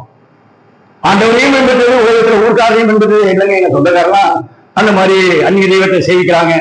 அதனால நான் கொஞ்சம் திருநீரை வாங்கி நேரத்தில் பூசிக்கிறேன், சபைக்கு வர சமயத்தில் அழிச்சிட்டு வந்துடுறேன், அவன் நினைக்கிறதான அந்த மாதிரியான காரியங்கள் எல்லாம் நான் என்ன செய்யறேன், ஈடுபாடு கொள்றேன். இல்ல, கர்த்தர் தெய்வம்னா கர்த்தரை பின்பற்றுங்க. இல்ல பாகால் தான் தெய்வம், இல்ல எனக்கு தாய் உள்ள ஊர் உலகம் தான் வேணும்னா உலகத்துக்கு போயிடு. இல்ல எனக்கு கர்த்தர் போதும், அவரை மட்டும் நான் சார்ந்து கொள்கிறேன், அவருக்காக நான் நிக்கிறேன்னு சொல்லி வந்தா ஆண்டவரை பின்பற்று. இல்லையா சவால் விட்டான், கர்த்தர் தெய்வமானால் கர்த்தரை பின்பற்று, பாகால் தெய்வமானால் பாகாலை பின்பற்று. பாகால் தீர்க்கதரிசிகள் 450 பேர் காலையிலிருந்து மத்தியானம் வரைக்கும் கொண்டு குதிச்சா ஆடுனா, சரீரத்தை கீறி கொண்டான், வானத்திலிருந்து நெருப்பு வரல. எலியா ஜெபம் பண்ணா, வானத்திலிருந்து நெருப்பு வந்தது. அந்த ஜனங்கள் எல்லாரும் என்ன சொன்னாங்க, 1 ராஜாக்கள் 18:39 எழுதியிருக்கிறது, ஜனங்கள் எல்லாரும் முகம் முப்புற விழுந்து கர்த்தரே தெய்வம் கர்த்தரே தெய்வம் என்று அவர் சொன்னார். கர்த்தர் ஒருத்தர் தான் தெய்வம், அவரை தவிர வேற தெய்வம் இல்லை. எனவே நாகமானுடைய வாழ்க்கையில ஒரு பெரிய மனுஷன், ஒரு பெரிய பட தளபதி, அந்த மாதிரியாக ஒரு ஹானரபிள் மேன், ஒரு மகா பராக்கிரமசாலி. அவன் தன்னுடைய வாழ்க்கையில எத்தனையோ கோயிலுக்கு போயிருப்பான், எவ்வளவு பணங்கள் செலவு பண்ணியிருப்பான், எவனும் சுகம் கொடுக்க முடியல. இஸ்ரவேலில் இருக்கிற தேவன் தான் சுகம் கொடுத்தார். அது பைசா செலவு இல்லாம எளிமையான நிலைமையில சுகம் கொடுத்தார். ஏமாத்திர வேலை சத்திய வாக்கு. எனவே இன்றைக்கு ஆண்டவர் ஜீவிக்கிறார். எனவே நம்முடைய கிறிஸ்தவ வாழ்க்கையில இவர்தான் உண்மையுள்ளவர், இவரை தவிர வேற தெய்வம் இல்லை என்பதை ஆணித்தரமாக அறிந்து அவருக்காக ஒரு வைராக்கியமுள்ள வாழ்க்கை, ஒரு உண்மையுள்ள வாழ்க்கை, ஒரு ஆவிக்குரிய வாழ்க்கை, ஒரு தெய்வீக தன்மையுள்ள வாழ்க்கை நீங்கள் தானே செய்ய வேண்டும், வாழ வேண்டும். ஒரு தீர்மானம் இல்லாத நிலைமையில மதில் மேல் போன மாதிரி அங்கிட்டு குதிக்கிறது இங்கிட்டு குதிக்கிறது இருக்கக்கூடாது. ஒரு நல்ல தீர்மானத்தோடு கூட இருக்க வேண்டும். கர்த்தரை அல்லாமல் வேற யாருக்கும் கையெடுக்க மாட்டேன், வேற யாருக்கும் அந்த மாதிரியாக செலவு பண்ண மாட்டேன், அந்நிய தெய்வத்தை சேவிக்கிற காரியத்துல நான் செய்ய மாட்டேன், ஒத்து போக மாட்டேன் என்கிறதான ஒரு ஆவிக்குரிய வைராக்கியம் இருக்கணும். 450 பேர் ஒரு சைடு நிற்கிறான், இல்லையா ஒரு மட்டும் தான் இருக்கான். அப்ப அனைவரும் நினைச்சிருக்கிறான், மெஜாரிட்டி 450 பேர் இங்க நிற்கிறான். ஆனால் அவர்கள் எல்லாரும் உயிரற்றவைகளை சேவிக்கிறவர்கள். இந்த பக்கத்துல ஒரு ஆள் நிற்கிறான், இவன் யாரு, இவன் பக்கத்தில் நிற்கிறதுக்கு யாரும் இல்லை. ஆனால் அவனோடு கூட இருந்தவர் யாரு, தேவன். உலகத்தில் இருக்கிறவனிலும் உங்களில் இருக்கிறவர் யார், பெரியவர். கர்த்தரை இல்லாமல் ஒரு தெய்வம் இல்லை. ஆகையினாலே நம்மளுக்குள்ளே இருக்கிற தேவன் பெரியவர், நாம் ஆராதிக்கிற தேவன் ஜீவன் உள்ளவர், நாம் ஆராதிக்கிற தேவன் வல்லமை உள்ளவர். பூமி எங்கில் இருக்கக்கூடிய ஒரே தெய்வம் நம்முடைய தெய்வம் மாத்திரம்தான். எனவே அந்த வைராக்கியத்தோடு அந்த விசுவாசத்தோடு கூட நீங்கள் தான் நம் ஆண்டவருக்காக வாழ வேண்டும். அதே நேரத்தில் ஆண்டவருக்காக ஒரு நல்ல தீர்மானம் செய்ய வேண்டும். ஆண்டவரே, உம்முடைய வசனத்துக்கும் உம்முடைய வார்த்தைக்கும் நான் கீழ்ப்படிவேன். நீர் என்னை இந்த பூமியிலே வாழ அனுமதிக்கிற காலம் வரைக்கும் எவ்வளவு பிரச்சனைகள், எவ்வளவு போராட்டங்கள், எவ்வளவு பாடுகள் இருந்தாலும் ஒரு நாளும் நான் அந்நிய தெய்வத்தை நாடி போக மாட்டேன், உண்மையே சேவிப்பேன், உண்மையே சார்ந்து கொள்வேன் என்று சொல்லி நம்முடைய வாழ்க்கையை அவருக்கு ஒப்பு கொடுத்து அவருக்காக வாழ வேண்டும். உலகம் முழுவதும் கர்த்தருக்காக வாழ்ந்த தெய்வ மக்கள், அவரை நம்பினவர்கள் யாரும் இதுவரைக்கும் வெட்கப்படவில்லை, அவர்கள் கைவிடப்படவில்லை. எனவே அவர்கள் அவரை நோக்கி பார்த்து பிரகாசம் அடைந்தார்கள், அவருடைய முகங்கள் வெட்கப்படவில்லை. எனவே நாமும் நாகமானை போல ஒரு நல்ல தீர்மானம் உள்ளவர்களாக, கர்த்தரை அறிந்தவர்களாக ஆண்டவருக்காக ஜீவிக்கத்தக்கதான வகையில கர்த்தர் இந்த வசனங்களை ஆசீர்வதித்து தம்முடைய நாமத்தை மேன்மைப்படுத்துவாராக. ஆமென்.